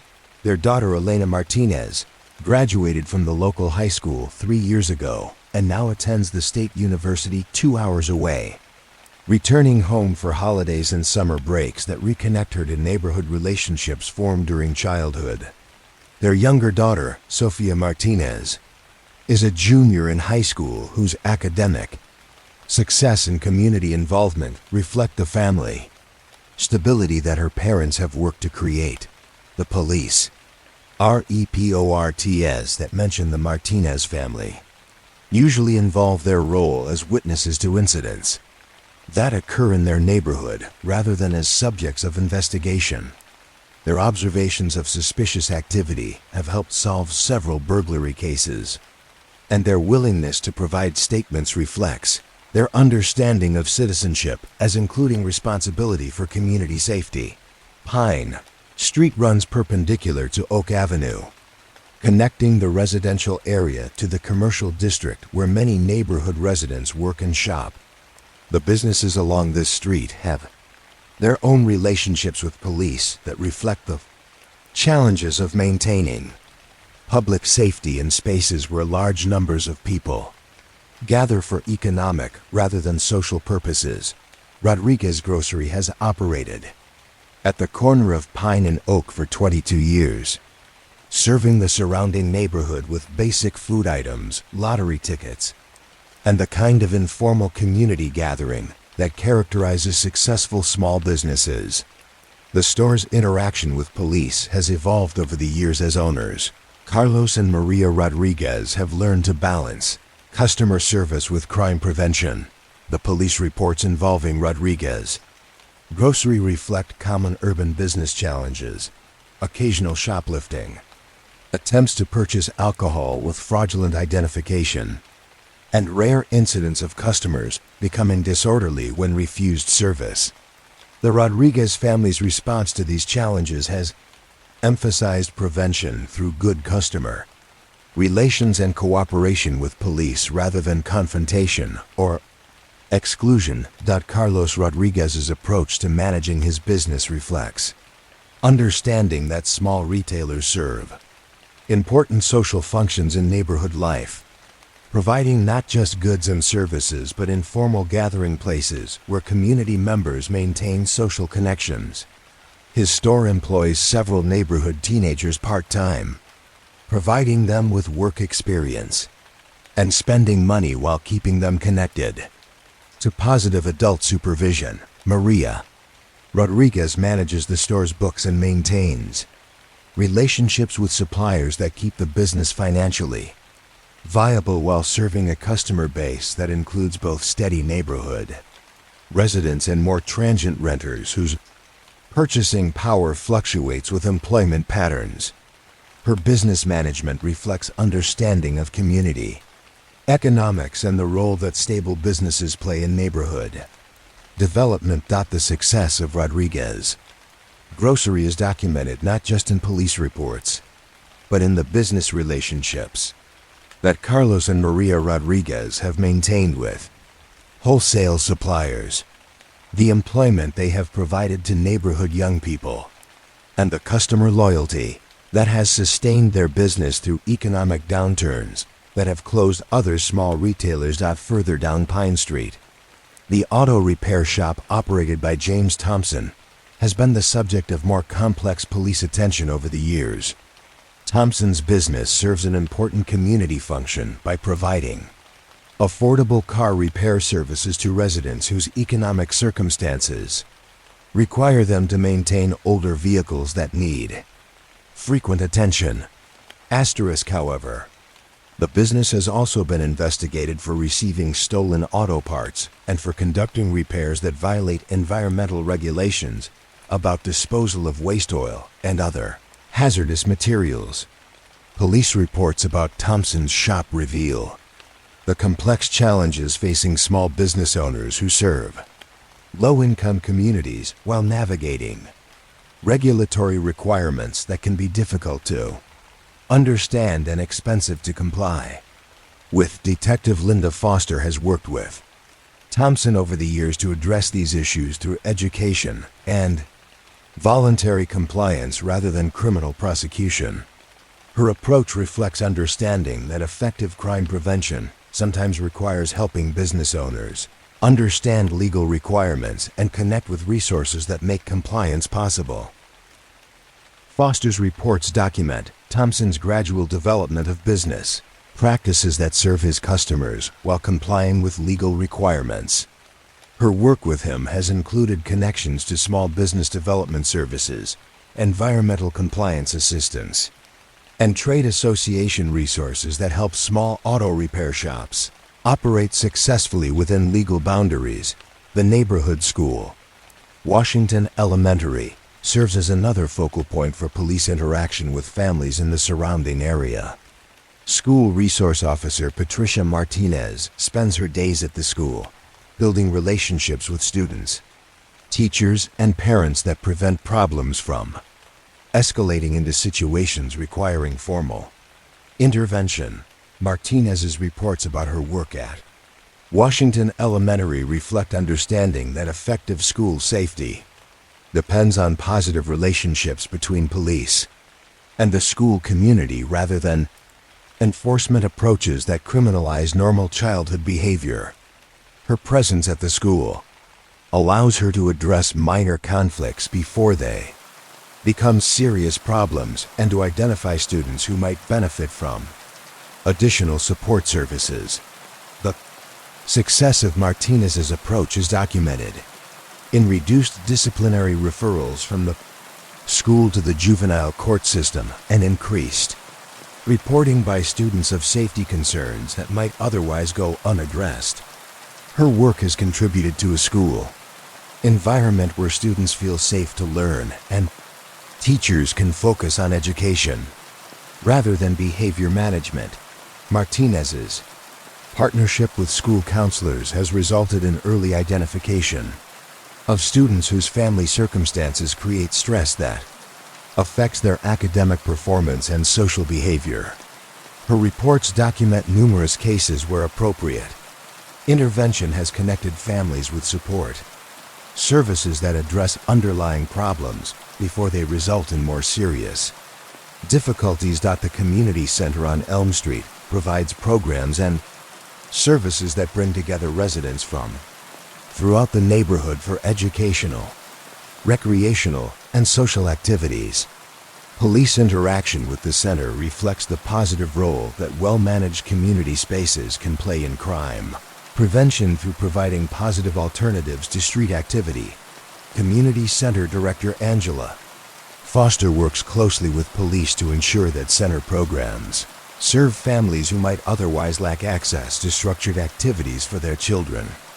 Her programs include after-school tutoring, youth sports leagues, and adult education classes that address community needs while providing positive social interaction. Foster's partnership with police has resulted in programs specifically designed to build positive relationships between young people and law enforcement officers. These programs include youth police academies, community service projects, and mentoring relationships that help young people understand police work, while giving officers opportunities to interact with youth in non-enforcement contexts. Success of these programs is documented in participation rates, academic improvement among program participants, and reduced juvenile crime rates in the surrounding neighborhood. Foster's work has created a model for police-community partnership that has been replicated in other neighborhoods throughout the city. The senior housing complex on Cedar Avenue houses elderly residents whose interactions with police reflect the particular challenges facing older adults who live on fixed incomes in an urban environment. The complex's management works with police to address issues related to elder abuse, financial exploitation, and health emergencies that require coordinated response from multiple agencies. Social worker Margaret Chun coordinates services for residents of the senior housing complex, working with police, healthcare providers, and family members to ensure that elderly residents receive appropriate support while maintaining their independence and dignity. Her work reflects understanding that effective elder care requires collaboration between formal service providers and informal family networks. Chun's reports document numerous cases where police intervention has protected elderly residents from financial exploitation by family members, caregivers, or strangers who target older adults with fraudulent schemes. Her work with police has resulted in prevention programs that educate seniors about common fraud tactics, while preserving their ability to maintain social connections that contribute to their well-being. The effectiveness of Chun's approach is measured not just by prevention of financial crimes, but by the improved quality of life for seniors who feel more secure and confident in their daily activities. Her partnership with police has created a model for protecting vulnerable adults while respecting their autonomy and dignity.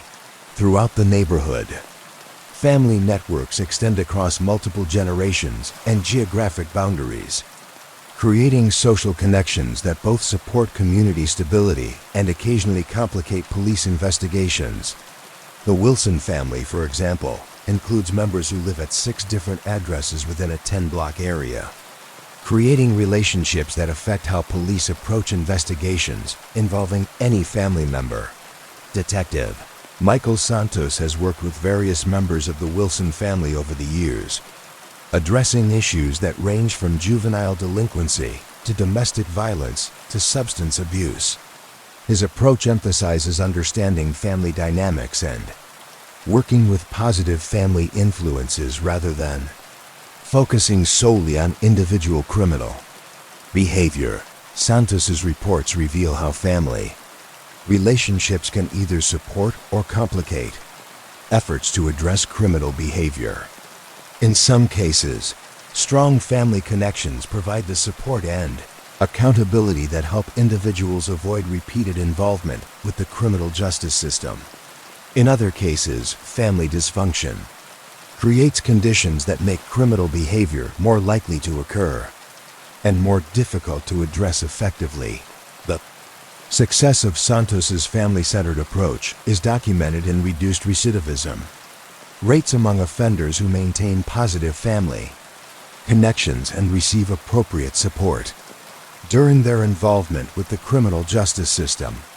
His work has influenced department policies about family involvement in case planning and community supervision.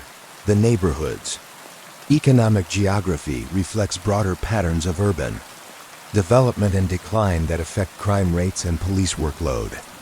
The industrial area along the railroad tracks provides employment for many neighborhood residents, but also creates environmental and safety challenges that require police attention. The warehouse district has been the subject of increased police attention in recent years as property crimes have increased in response to the valuable merchandise stored in facilities that operate with limited security.